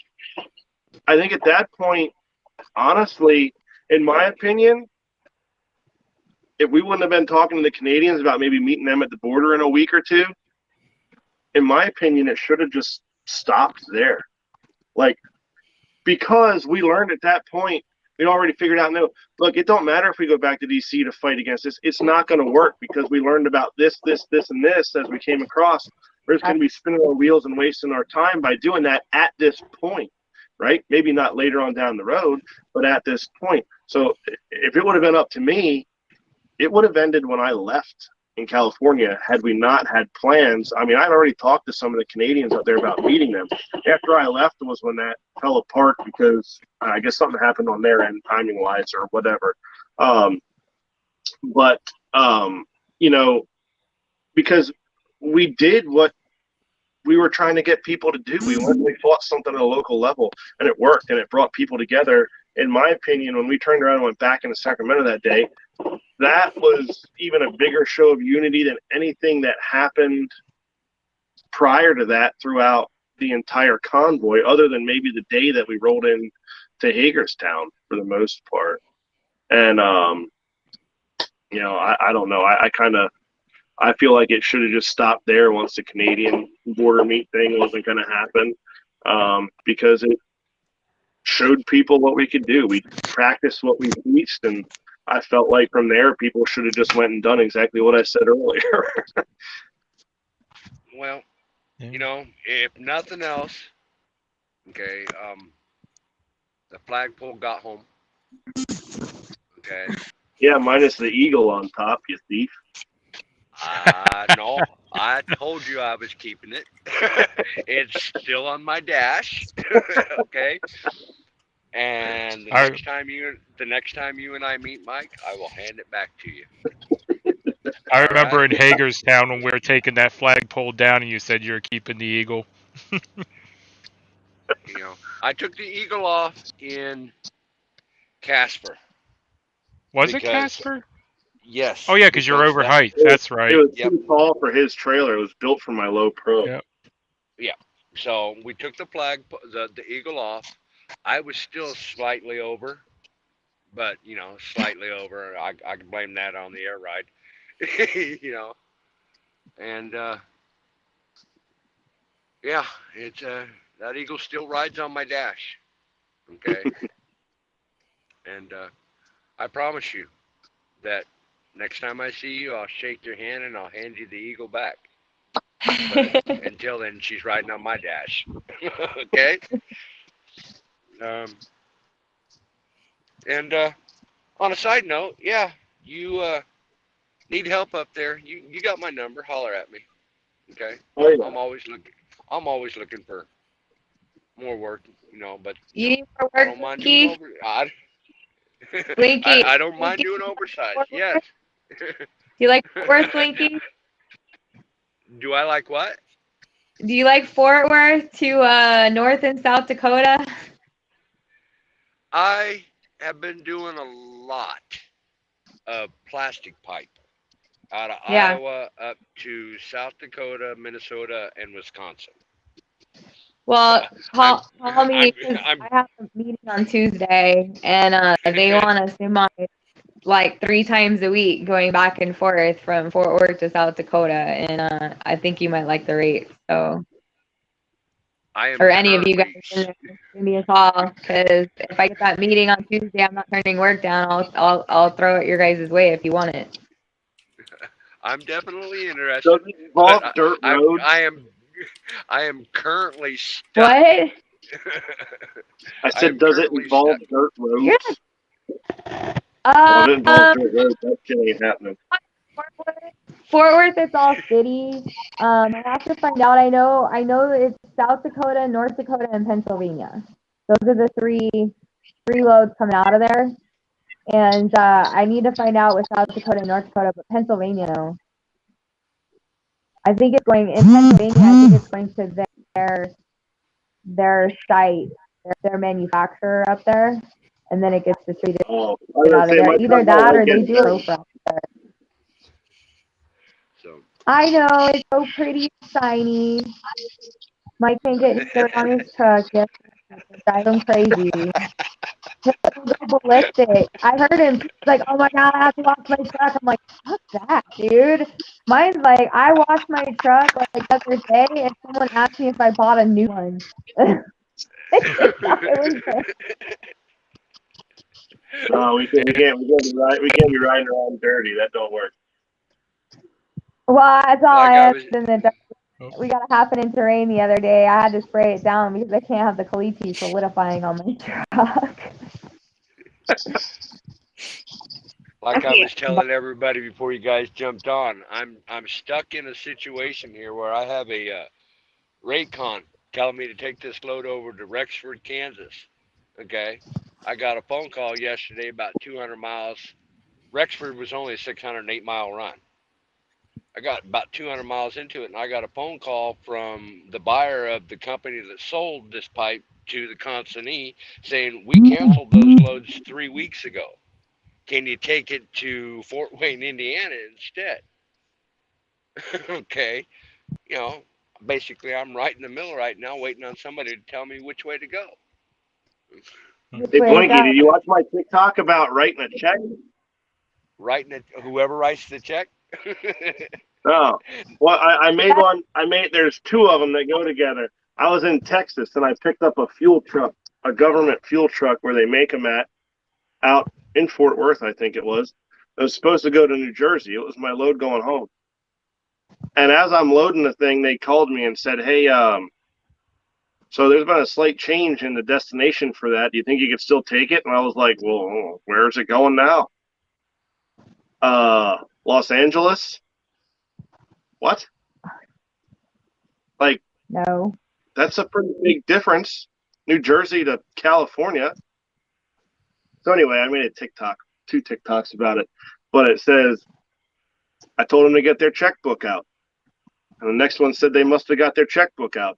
So whenever someone tells me that when I'm already partially into something, it's got to do something different, I ask them how much money they're willing to spend on it. Mm-hmm. Oh, it's trust Well, me. I said somebody's going to pay me for my time. Yeah. Somebody's going to pay for. I got almost belligerent with the broker today because I'm not able to work directly with the shipper. But I said, I have a Raycon telling me to take this to Kansas. Tomorrow morning, this load's going to Kansas. I don't care if the load's been canceled or not because I'm getting paid. Okay? You want me to haul it back? It's going to cost you twice as much for me to haul it back. Period. So I told that guy about California. He goes, yeah, but it's actually shorter to go to California than New Jersey. Why do you need more money? I said, because it's California. Or the opposite way. It doesn't matter. I was like, plus, I'm supposed to go home. And anyway, he ended up giving me more money too. But, he was right. It was actually shorter to go from there to California than it was to go to New Jersey. But that was besides the point. Gotta go the way back. But like you said, I believe it was in one of your, I believe you're doing a meeting in Hagerstown when you said that when you go to LA, somebody's paying you a whole lot of money. Yep. That's, I appreciate your honesty. I do, Mike. I do. If you see me in California, that's because somebody did this. Somebody wrote out that check. I told this guy the other night I was on a location delivering, and he's like, hey, is this your company? I said, yeah, it's my company. He's like, do you do other hot dogs? I go, yeah. He goes, would you go to California? I said, yeah. He goes, would you haul bees? I'm like, maybe. I said, but it's gonna cost you. And he's like, well, yeah, how about 11 grand? I said, I would do bees to California for 11 grand. Yeah. That's a good rate. Yeah, he goes, I'll be in touch in like a month, man. I'm getting ready to move him out there. I'm like, yeah, no problem. 11 grand trip, sure. You got it, man. No problem. Have you ever hauled bees before? No, I have not. It'll be fun. But I'll do it for $11,000. Maybe. I might never do it, but Bees are just like hauling cattle. You can't stop. Yeah, you also can't take. Yeah, and you can't take them into a truck stop. You gotta drop it on the shoulder if you need fuel and stuff. It's crazy. At least not during the day. So I've got a 110-gallon tank on there. What I might do is put two tanks on, one on the trailer and one on there on my truck. So because I didn't figure out Either where to stop. and wet them before you go into a truck stop, because if they're wet, they won't fly, or it needs to be dark out. During the day, they're active and they fly around, but you can't stop during the day because they'll burn. Well, we already said we'd have a conversation because he didn't say it was simple. I think his direct words were, it's a little bit of an in-depth situation and we can have a conversation. I said, okay. Yeah, so I'm not. I'll tell you, a good friend of mine that actually was in my trucking organization used to haul bees, and I did it once before too. But like, if you're going to a destination, they load them and unload them at nighttime generally because they're not active or as active, right? So, like, if it's like noontime and you only got 4 hours to where you got to be, you just drive slower till you get there till it's dark. So, like, you might have to drive, at like 50 or 55. So it's dark when you get there. Like, it's kind of annoying. Well, it's good to know. Texas Girl, can you have somebody post Mike's TikTok channel in the chat so I can check out his videos? Yeah. Do we have a link? Post his TikTok in the chat. Let me hang on just a second. Post Mike's TikTok channel in the live chat link. He's trying. He said they're smiling. Yeah, That's I still saw. my original name. That's the only one that didn't get canceled when we started the Convoy for some reason. Yeah, I saw the In and Out one and had a good chuckle. Taking the truck to In and Out. He's not the only one that likes to go to In and Out. There's a certain Big Blue Kenworth that likes to go to In and Out too. You know. Well, I enjoy In and Out as well, but unfortunately they ain't out this way. They used to only be in California. It's only in the last few years they started branching out. So Phil, how are your little piglets doing? Do they need some fries and corn? Hey, if you're back at it, yeah. I mean, we were talking just the other day. We missed a raid, so we actually raided X-Ray. I think it was just for something to do. You know, someone said he was near a snack machine, and we're like, hey, that's the perfect opportunity. Yeah, I was going to do a little streaming today, but work. I was dealing with more router issues. Never buy a Netgear router, just in case you're wondering. They're I taking actually run away a the Nighthawk remote. at home. They're taking away the remote management on a lot of their consumer routers, so I can't get to the router once it does a firmware update. Oh wow. Yeah. Yeah. It's a lot of technical info that I know nothing about. Well, it's Yeah. my business. Okay, I what understand that one. That's what keeps the bills paid. All right, I got your TikTok channel there. Appreciate it, Texas girl. Left. Say that again. I walked on you there, Mike. I said when it comes to anything electronic, this dude exits stage left. Okay, I have a little bit of an announcement. It's an urgent call to action here. I've been working with another group. Some of you from Haggardstown may know them. Jim, he had the living wall there with the Declaration of Independence 2020. And we are in need of signatures. We need to get 100,000 more signatures to be sent off to the military. And we have complete instructions on what to do. We also have the letters on the website. So I'm going to post the link in the chat. I posted it in the private chat.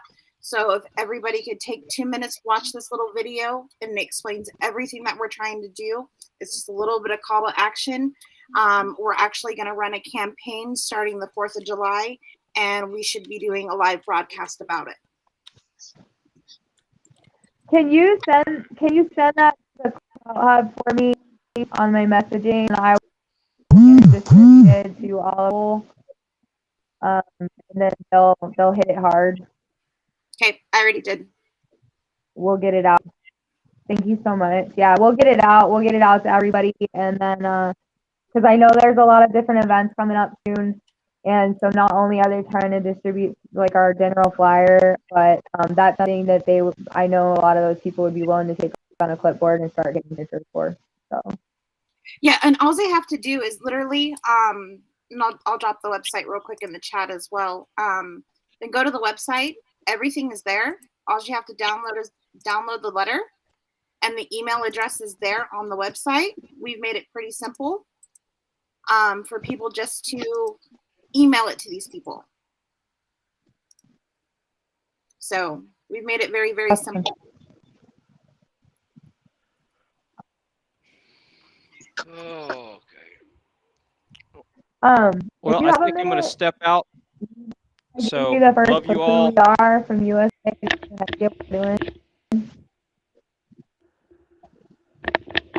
to see you again. Yeah, I was just gonna say as well. Good to see you again, Fry. Yeah, appreciate everything y'all are doing. Keep up the good work, Lisa, Mike, Tommy, Phil, and I want to add to the stuff y'all were talking about is the local, and as local as you can get is your health and your wellness. And if you don't have your health, you can't stay in the fight. So make sure you stay healthy. So, Yep. Love you all. Appreciate it. Thank you for Have everything. a good night, Fry. Good night. Bye. Oh. So while we're sitting here doing this, I got a notification that Grey Wolf went live again. I didn't look at it yet. Did he? We had to restart the stream because we were running out of stream time. Oh. Yeah, YouTube will foul you up after 12 hours. If you go over 12 hours, it cuts it off. Really? Yep. That's something I hadn't learned yet. I learned that back in the Convoy days when I was doing my 12, 14, 15-hour streams, however long, I was up for. I thought it was bad enough when I hit like 5 hours or something, and I was like, God dang, man, I felt, like an egomaniac or something at 5 hours, but I think it was because I was on the hunt for bags. Yeah, when I was streaming the Convoy, I started at breakfast and I'd go all the way through the evening meeting, and then maybe a little longer if there were people around that wanted to talk. That's pretty cool. Well, remember that. Don't go over 12 hours. Restart. Yep. If you go over 12 hours on the replay, you'll lose everything. It goes back to like 10 and a half. No, it goes back to 11 and a half, I think. I can't remember exactly. It's been a while since I hit it. Yeah. Wow. Yeah, they actually go backwards on you. And you go back and rewatch it. Yep. Yeah, when you rewatch, the whole thing won't be there. Like, they'll let you continue live streaming, but it messes up the replays. Huh. Can you imagine going all that way? It was in the last 30 minutes, like the most exciting all day. Yep.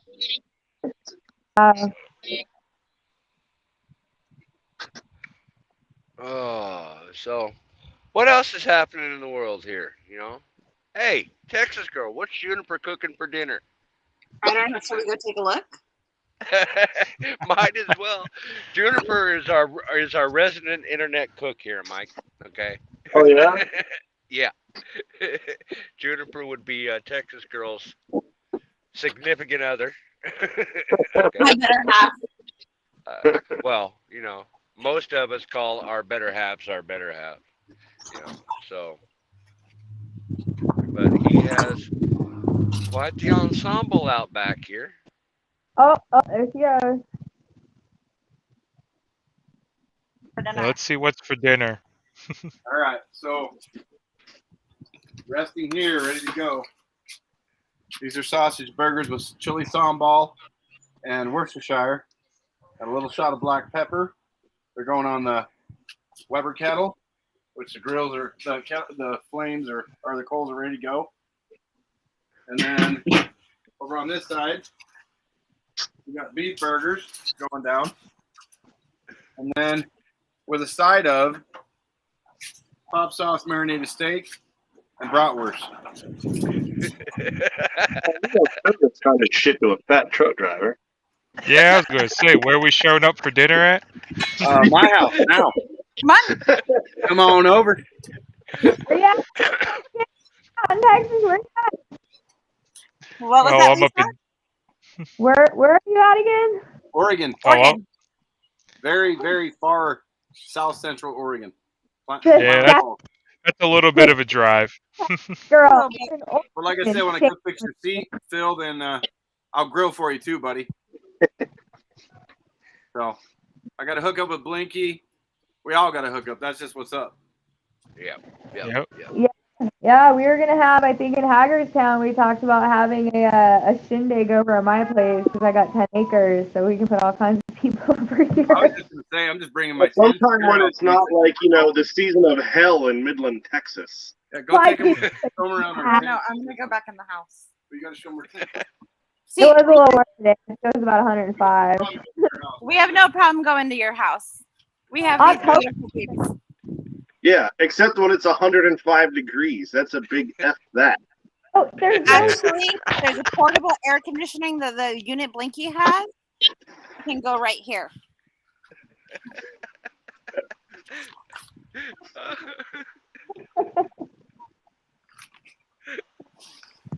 It's dry. It's a dry heat. It's not like 90. Look, one day I'm gonna end up living in hell. I don't need to live in it while I'm alive.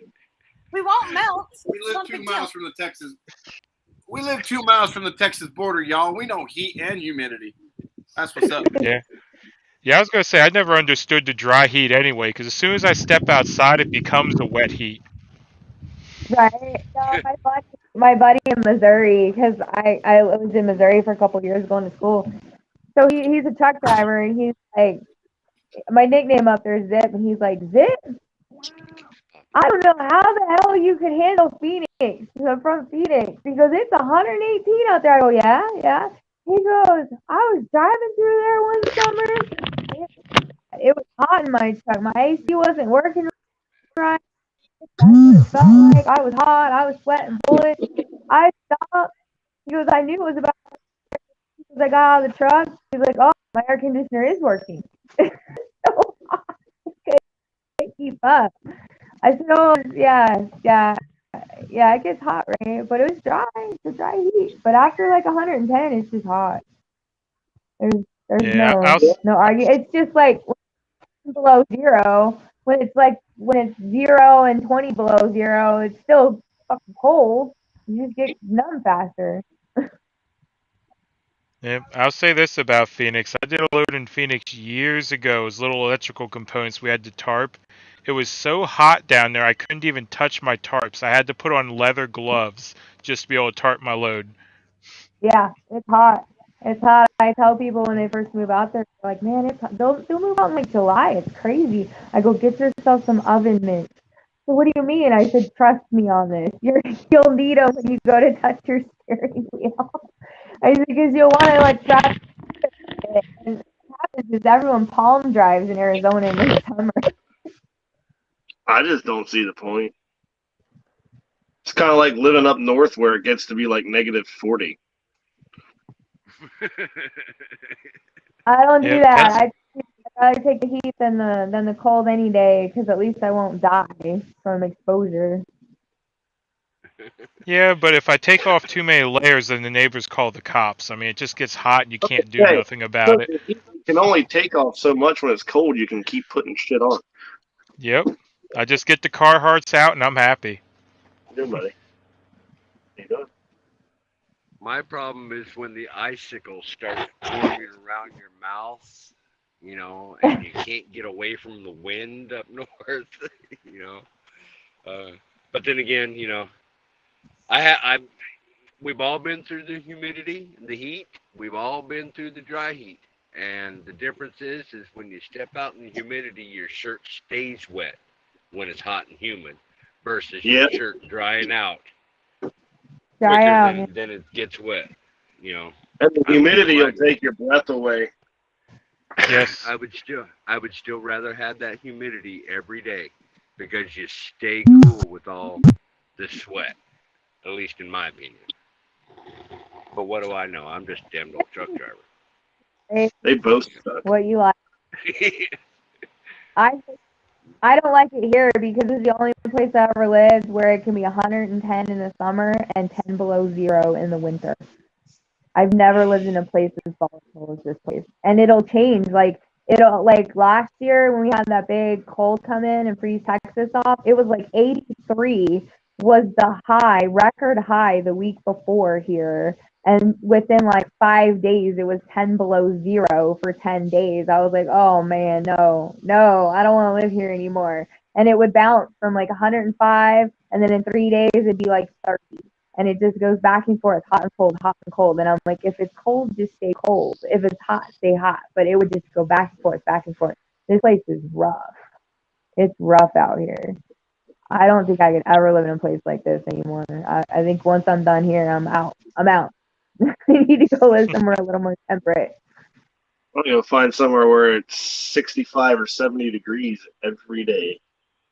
Yeah, unfortunately, that's California. No, it's not. Yeah. But where, you know, 110 degrees for 2 weeks in a row in Northern California every year. Yeah, but if you go to LA, it stays pretty good. Rarely does it get to be that hot in LA. It does though. I've been to LA when it's been 100 degrees already, but it don't last very long. Yeah, usually it stays pretty reasonable there.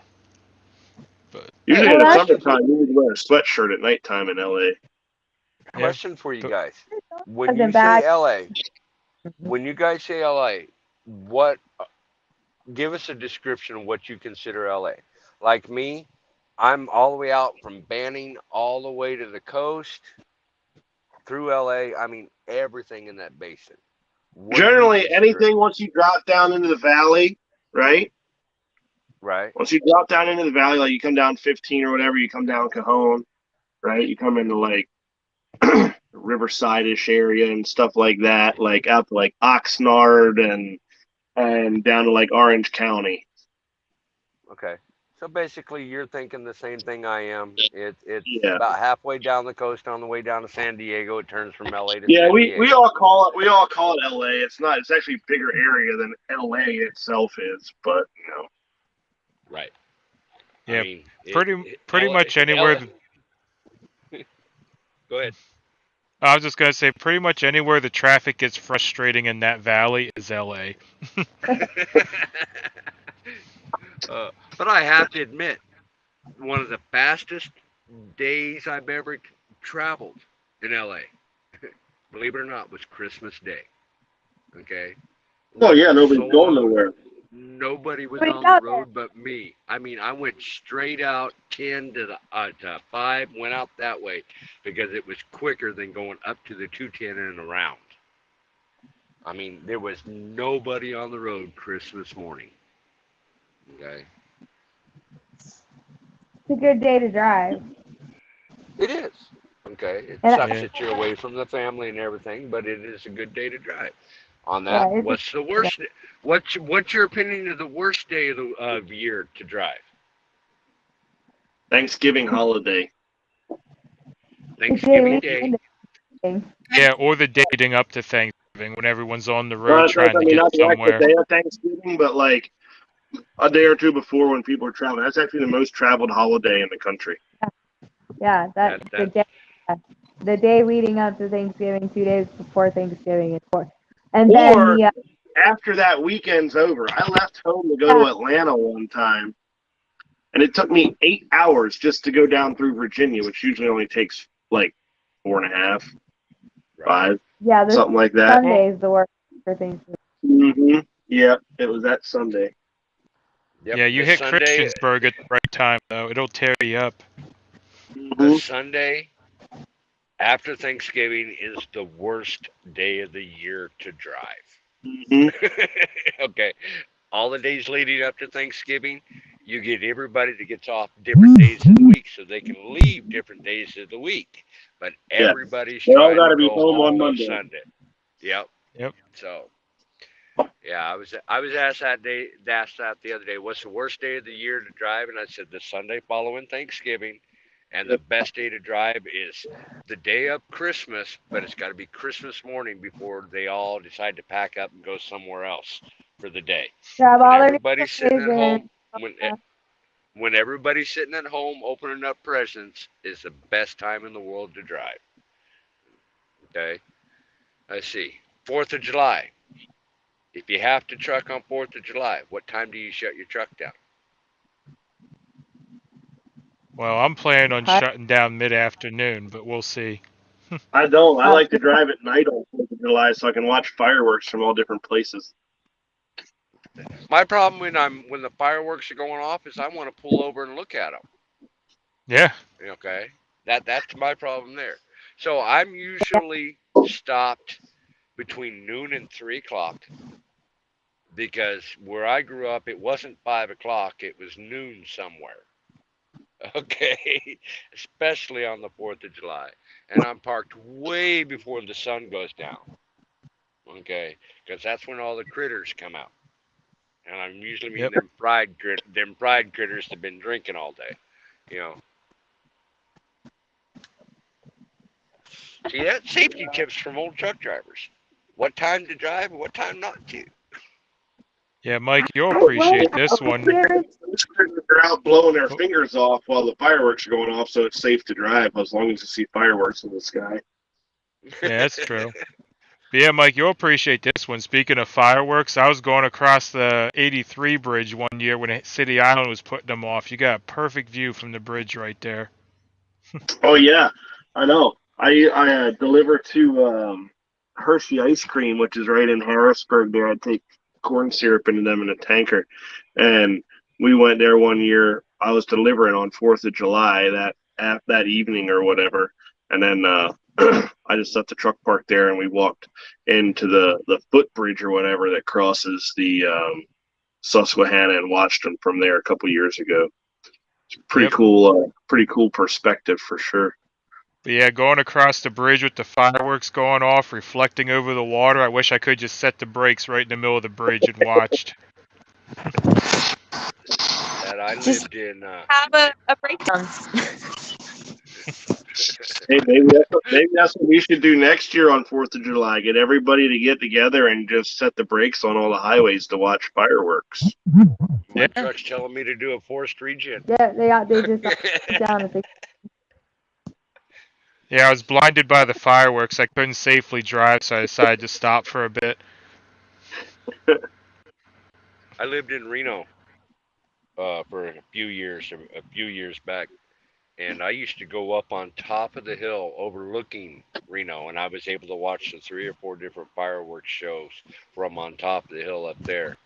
That's awesome when you can get above the fireworks and watch them. Yeah, that'd be pretty cool. I thought it'd be cool to be in a plane on 4th of July and see if you can see them from that high up, as long as the clouds aren't there. Right. So, what do you guys think of the latest craze of having the drone show instead of fireworks show? Oh, the lighted drone. I've seen that. Yeah, I kind of caught a thing. I guess there's out in Colorado because of the lack of water. Yeah, lack of water in Colorado. They're going to start doing drone shows instead of fireworks shows. they would do that in Colorado. Yeah, I think it's pretty neat though when they do like the animated characters in the air and it's moving and stuff as it goes. Like you'd have like a little guy walking across the sky or something. It's like, that's interesting. It is pretty neat. However, I don't think fireworks should be replaced with drones. No. I mean, I understand fires in dry climates, okay, and you know that nasty drought word, you know, and you don't like the climate, move. That's the way I look at it. You want to go see fireworks? Go to Tennessee, Kentucky, Virginia, Pennsylvania, where they got plenty of water. Yeah, there's just something American about blowing stuff up on the 4th of July. That's right. So I thought we were gonna be able to do it here because it's in like a tinderbox, but we got about a half an inch of rain the other day, and then the next night I was like, "Hey man, time to blow shit up because I don't know if I'm gonna be able to do it on the 4th of July. I'm a responsible pyromaniac." I lit up my neighbor for like an hour. Just boom, boom, boom. I got it out, but yeah, I think it's gonna be too dry over here in the 4th of July. I don't know. We might get some rain, but yeah, I can't myself setting the Midland, Texas on fire. I just can't be responsible for that one. No, we got enough problems with. We got too many refineries already shut down. Don't go setting Midland on fire. Right? Yeah. Yeah. I will be surprised though because normally you can sit on my deck and you look out and I have this neighborhood, like I'm on 10 acres and there's this neighborhood and it's like 3 miles long by like a mile wide. And so you sit on my deck and it's all 10 5-acre and 10-acre parcels and these people go crazy on the 4th of July. You'll see like $2,000 go up in fireworks. So everywhere you look out here, there's fireworks. But I don't know what's going to happen. Normally they do set them off because there's a lot of caliche pads and stuff like that. You can set them off and it'll rain down on the caliche pad instead of the grass. But it's quite a sight out here. I'll have to take some video of it. They're everywhere. Yeah, you don't want to go down in history like Mrs. O'Leary, right? I'm unfamiliar with that. Oh, the Mrs. O'Leary. Yeah, the Chicago fire. Mrs. O'Leary's cow. For the lamp, it set all of Chicago on fire, supposedly. Wow. That's what she's famous. I'm all right with them setting Chicago on fire again. Yeah. They could definitely set Chicago on fire. That wouldn't be a problem. Yeah. Yeah. They're already trying to perforate the entire city, so yeah. Oh, and they need to do it quick though, because I found out my youngest took a job. He's moving to Chicago, and he's pretty happy with his new position. So couldn't be prouder. You know. Awesome. Congratulations. Yep. He's customer service oriented. I don't know where he must have gotten it from his mom because I am not a people person. Okay. You know how it is. But that boy can look you straight in the face, cuss you out, and make you feel good about it. You know, he didn't get it from me. He may have gotten the cussing you out from me, but he had to have gotten the making you feel good about it from his mother. Yeah, I was gonna say that's a good skill to have. You know, tell you what you think, and you still feel good about it at the end. You know, but you remember back when Jeff Foxworthy said you might be a redneck if your mom's the one that refuses to remove the marble from her mouth as the officer's writing her a ticket? That was my mom. Okay, and she'd make him feel good about ripping the ticket up in front of her. You know. Oh, well, ladies, gentlemen, what time's it getting to be? It's Yeah. 10:30 for me. Yeah. CDT. I was gonna say it's getting to be about that time. I'm used to getting up about 3 in the morning and going to bed shortly after dinner. So are you going to be trucking tomorrow, Phil, or are you waiting until Monday Monday to pick up a load? Monday I'll be picking up a load. Yep. You're not trucking at all tomorrow then? Nah, this is basically Monday through Friday. Okay. Yeah. That's a pretty good gig then. That's pretty We good. don't like to work too hard around here. We just like to make a lot of money doing it. Yeah. That's, there's nothing wrong with banker's hours in trucking. I just wish, more bankers understood that trucking is not 9 to 5. Yeah, well, that's the smart money, though. You make as much money you can in as few hours as possible, you know? Yeah, that's the way to do it. I think that's the ultimate goal, right? More Right. money, less hours, or you go Yep. send someone else to do the work for you.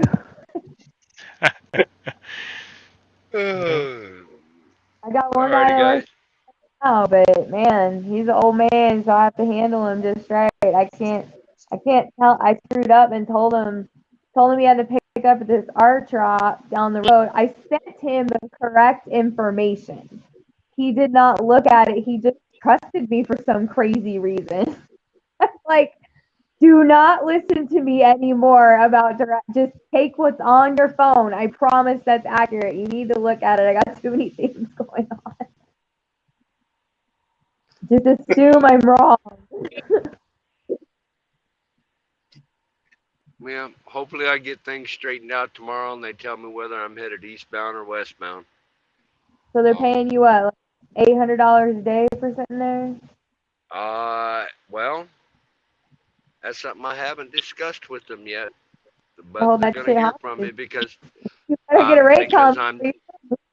I have a rate confirmation that tells me to go westbound.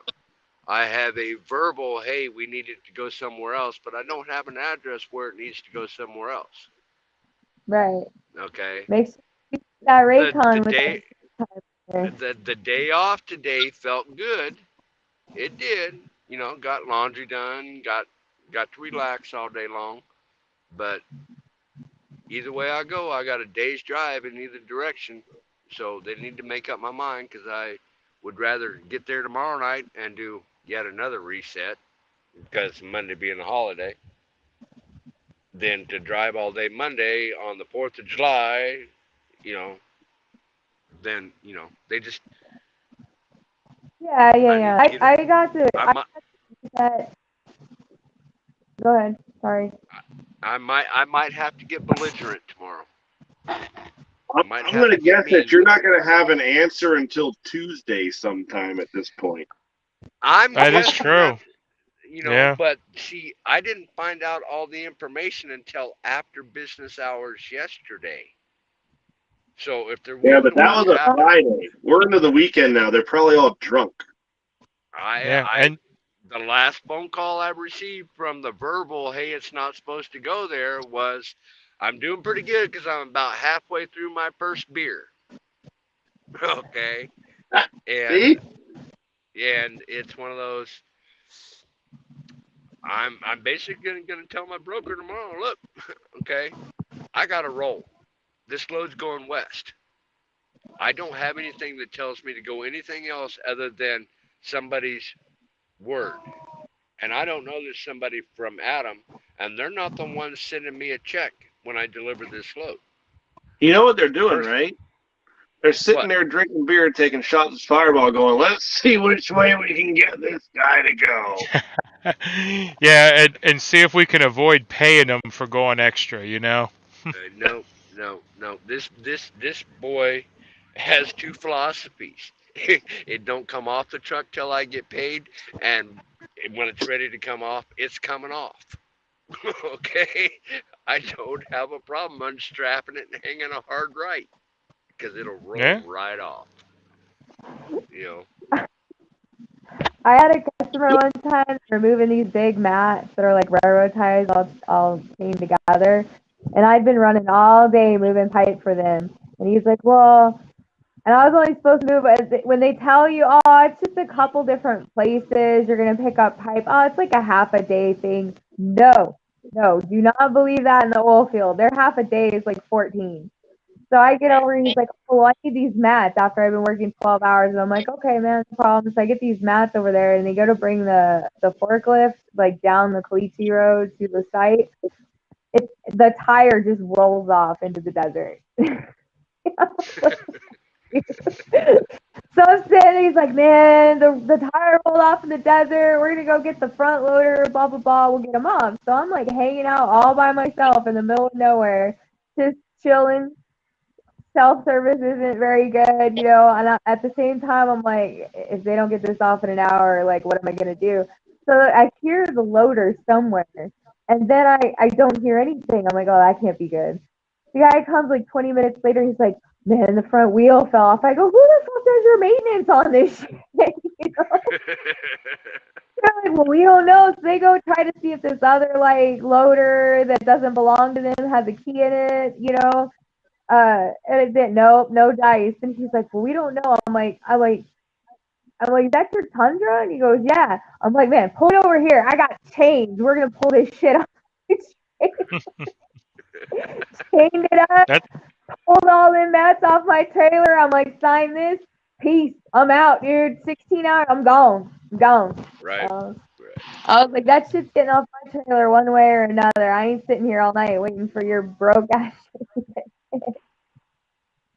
Yeah, Alrighty. that's all right. Well, Either Thursday or Friday, there was just a rim on the highway. It was a rim to a set of tandems, but the tires and the other rim was nowhere to be there. It was just a rim sitting in the hammer lane. Oh, wow. It's like I don't know where the rest of it went, but it was sitting there. alrighty. Somebody is Well, having a bad day. Yeah. all right. Well, Lisa, when you talk to them boys later on in the week, if you need some help, holler at me. Mike, you need some help with that oversized stuff Yeah, later on, they're, holler at me. they're talking Okay. about like it's like not the load going up there. Do what? So it's like 8,700, 9,000 a load. That's not bad. How many miles is it? It's Well, that's I don't it know. was a. Hang on a minute. Fort Worth to South Dakota is only like, what, 1,300 miles. Yeah, it was Yeah, it was yeah, a yeah. 1,000 mile. It was 1,000 miles from there to College Station, and he didn't want to pay me enough to go down there, so I told him no. Okay. Yeah. So I it's haven't. I probably don't know. 13, 14. Yeah, I don't know exactly where it's all. I know it's Pennsylvania, South Dakota, North Dakota. It's coming out of Fort Worth. I know Pennsylvania is going to go probably either to like ProFrac itself or another one of their facilities up there. And then I don't know about South and North Dakota right now. But I know, like, I think he said it's running 87 to North.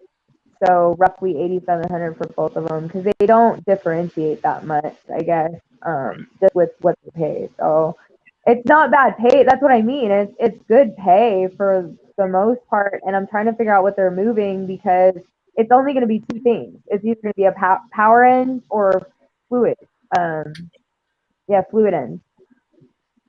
So I can do one power end weigh 12K, and then depending on the fluid ends, if it's a they're 3 to 5. So if it's a 3, they're only a couple thousand pounds, and then the 5 valve one I think is 6,000 pounds. So a 4 is, I think a 4 is about 4,500. So they're not bad loads. You need clevises and chains. Right.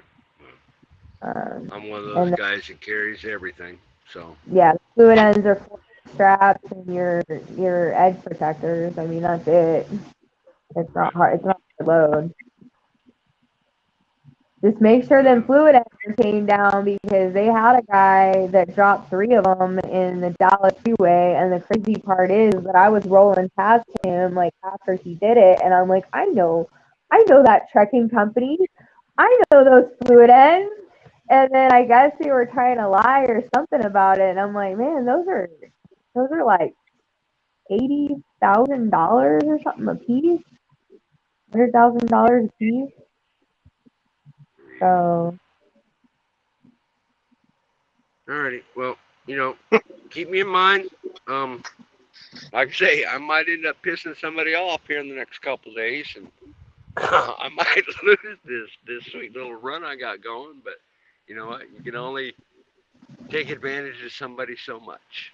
Well, I mean, definitely. Yeah, I think you're being more I would have, so. I'm trying to salvage what I feel is a good thing I got going on right now. That's the only reason why I'm putting up with it so much. Yeah. But there comes a point where, all right, I've had enough. Okay. Yeah, you're my rules are turning. I'm not making money. Okay, I have to be empty Tuesday because I already have something lined up for Wednesday. Yeah. You know what I mean? And I have to truck all day Tuesday in order to make it back by Monday or Wednesday. Alrighty. Well, y'all.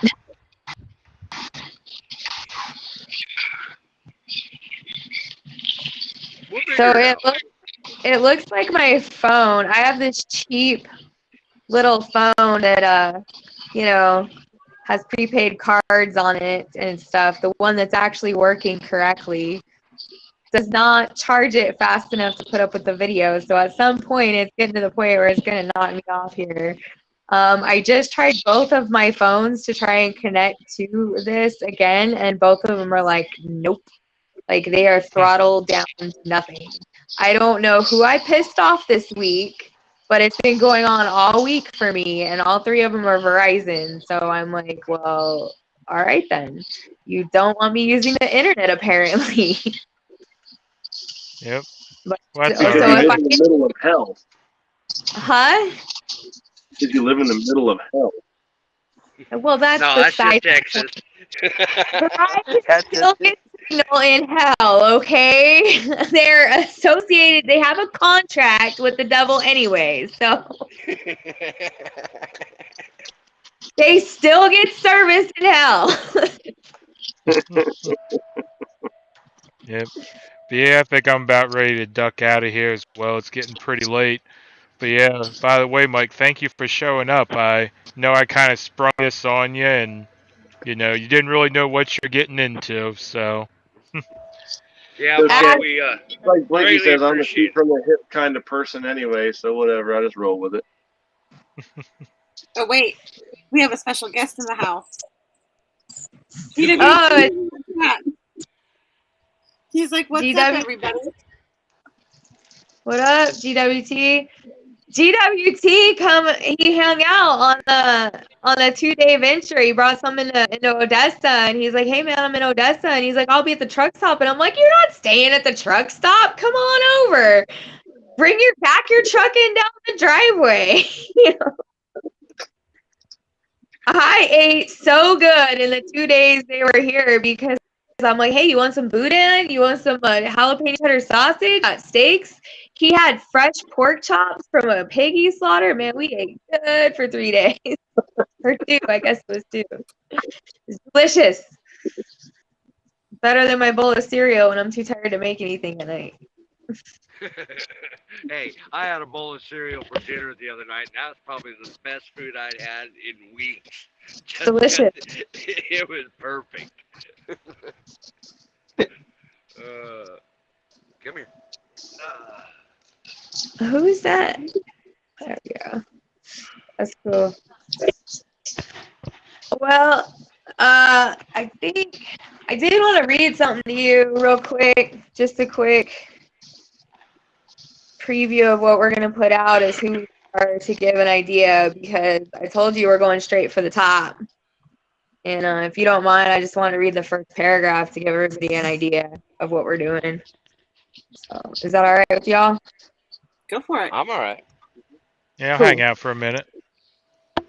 All right. It's I wrote this the other night. It actually took me all night to write because I'm very picky about my words when I'm trying to write something like this. It says United States Liberty Alliance. Who we are. We are Americans. We the people will protect our U.S. Constitution. We will restore and our. Uh-oh, what happened? Tom joined and he's got some noise. There you go. Noisy makers going on. Oh, fireworks. There's an ADD. Squirrel. We will restore. Yeah. Who's firing that off? GWT. Are those your fireworks? I'll be damned. That's hold on here.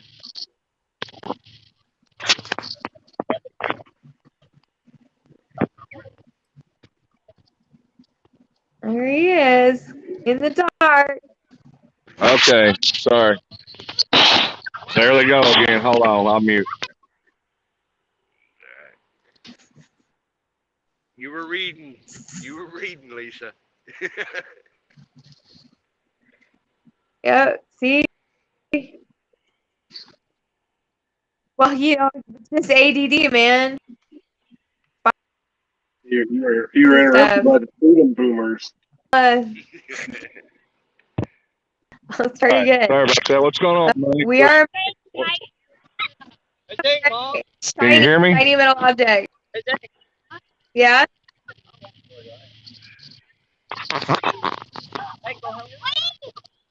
Getting a lot of background noise there, Tom. Well, it's all the kids and the fireworks and everything else. Hold on. Right. Oh, shoot.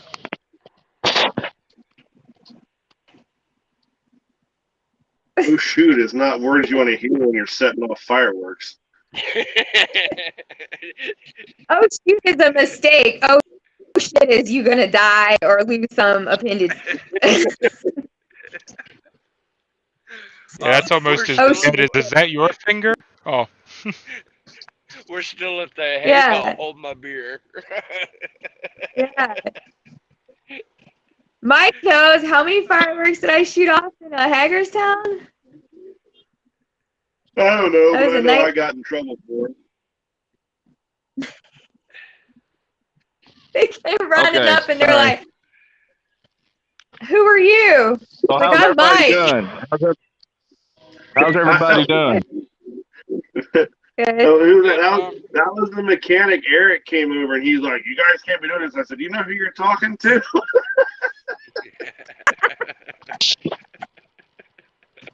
I'm Mike. It was fun. I told him, I go, Listen, hey, bro, go this shoot is off my fireworks. party. I'll shoot off fireworks if I want to. I don't give a shit what time it is. Well, he didn't even know at the time, and I was like, hey man, you want to go shoot fireworks? He's like, that's you? Yeah. It was fun, huh? Yeah, you pyro. Can y'all hear me? Moralster. Yeah. What's I going don't on, know Mike? how much longer my We can hear you. A whole lot. They've been shooting off fireworks here at the track all night long. The freaking dog's been in here like having a heart attack. Oh shit. Yeah, we came home to spend some time with my daughter. She flew in yesterday, and we're back up here in Oklahoma. Got in from Wyoming. That's good. If I can go inside. It's really weird though to hear fireworks go off and not hear someone scream freedom after the fact. Yeah, but you're thinking it. That's what matters. All right. Can y'all see me now? Yeah, you're just as ugly as ever, Tom. You're just I know. as ugly as ever. All right. So, oh shit. Got dark in here. What are y'all up to tonight? Not much. To be honest with you, we were just about ready to call it a night until you jumped in here. Yeah. Lisa was gonna read a paragraph, and she got sidetracked by them squirrels that are going off in your background there. You know, Yeah. I was just getting ready to sign off, and I'm like, oh wait, Tom's popping in. I guess I'll hang out for a minute. Yeah. So. Yeah. All right. Well, y'all see Ron started his walk today, right? Yes, sir. He was still doing it as of about a half hour ago. Right. Let's see. Is he still doing it? Let's go check, shall we? Someone's gonna have to hire one of them Asian ladies to rub his feet at the Up end in of here the and day. say hi real quick. Give y'all some love. Yep, he's still walking. Looks like he's walking across a cattle guard headed towards the camper for the night, maybe.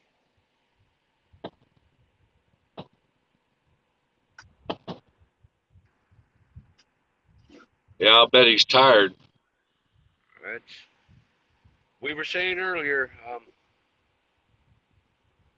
we need to show him love and support, because I know he's got bigger cojones than I do. Yeah. Even attempting this, especially in July and August. And more energy than I do. I'd probably get a mile or two, and it's like, yeah, I'm done. Yeah. I mean, I know. that area that he walked today, when I lived in Reno, that was my route from South Reno down to Carson City, Dayton, past Dayton down to Carson City. And that's a lonely, desolate, and it's only going to get worse. It really is. Yeah, I heard him singing a while ago. I said, I think the heat's getting to him. No, that's just Have you ever watched one of his live streams? That's just Grey Wolf. Okay, that man will just sing all night long to you. He will. Oh yeah, I used to get people in my stream back during the convoy. They're like, "I'll be back." Grey Wolf singing, and they'd hop over there, listen to him singing. Oh, did y'all hear about the thing going on with David Lamb, the ProtectAmerican.vote, where they're trying to get all the sheriffs together and everything to protect the election? No, I haven't. Well, that's a new thing. That's something we're going to try to. I've talked to Lisa about maybe trying to get us hooked up with them or something like that as well.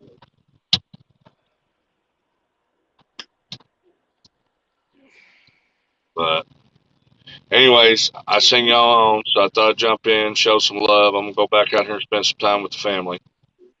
Show the family some love there, Tom. Show the family some love. All right. Alrighty? Well, Love you guys.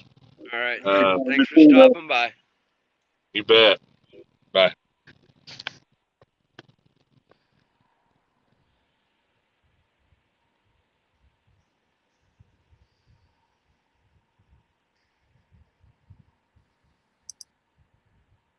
Sorry, guys. Oh. I'm staring at this video. It almost Yeah, looks like I'm still watching Grey Wolf's video, and it almost looks like it's a warehouse that I he's think coming up on. he's coming up on the church, I Is believe. that a church?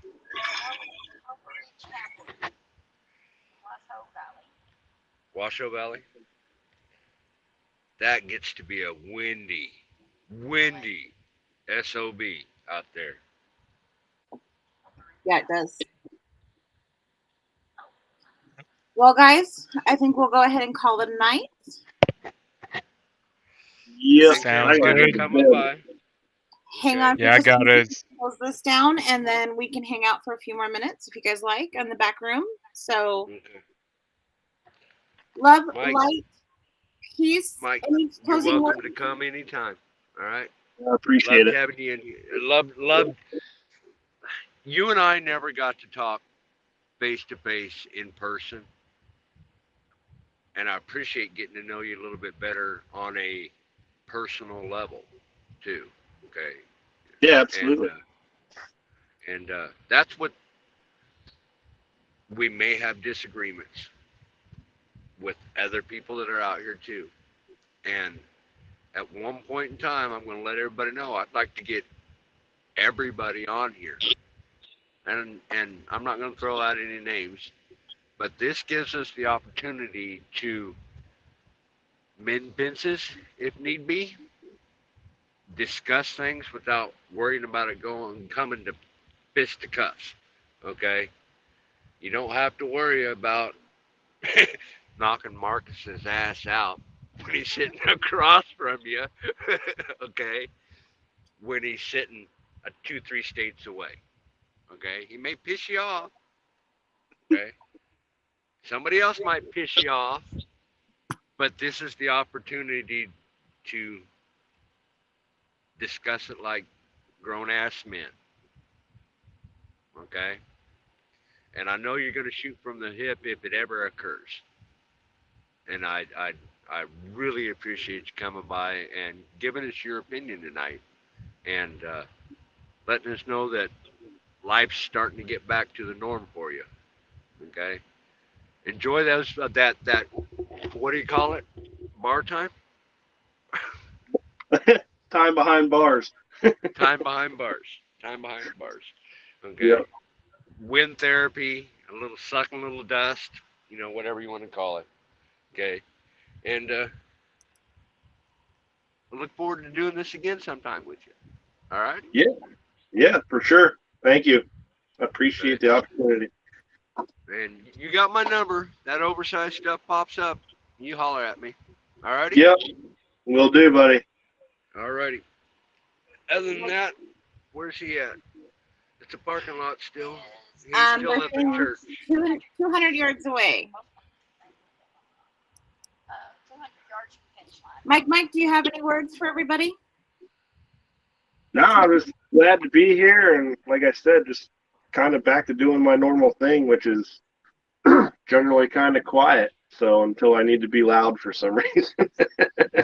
But I appreciate being on here with you guys tonight and everything, y'all are still working on and doing, and everybody else that's still working on and doing stuff too. It takes everybody doing a little bit of something. So glad that we could kickstart that and that it's still continuing on. So everybody just keep on keeping on. Enjoy the freedom holiday we're having this weekend. And American Patriot Month, right? Absolutely. Yes. I like that. I do. All righty. So, do your thing, Texas girl. Yeah. Mike, hang out for a second, Mike. Hang out for a second, okay? Because she does this closing, and then we get to actually speak freely. Exactly. Afterwards. All righty. We don't have to be politically correct here in a moment. Phil, do you have any closings? Not really. Just doing my thing, and thank you all for having me tonight. All right. All right, guys. Love, light, peace. Enjoy Patriot Month. And we will see you probably tomorrow night. Love and light.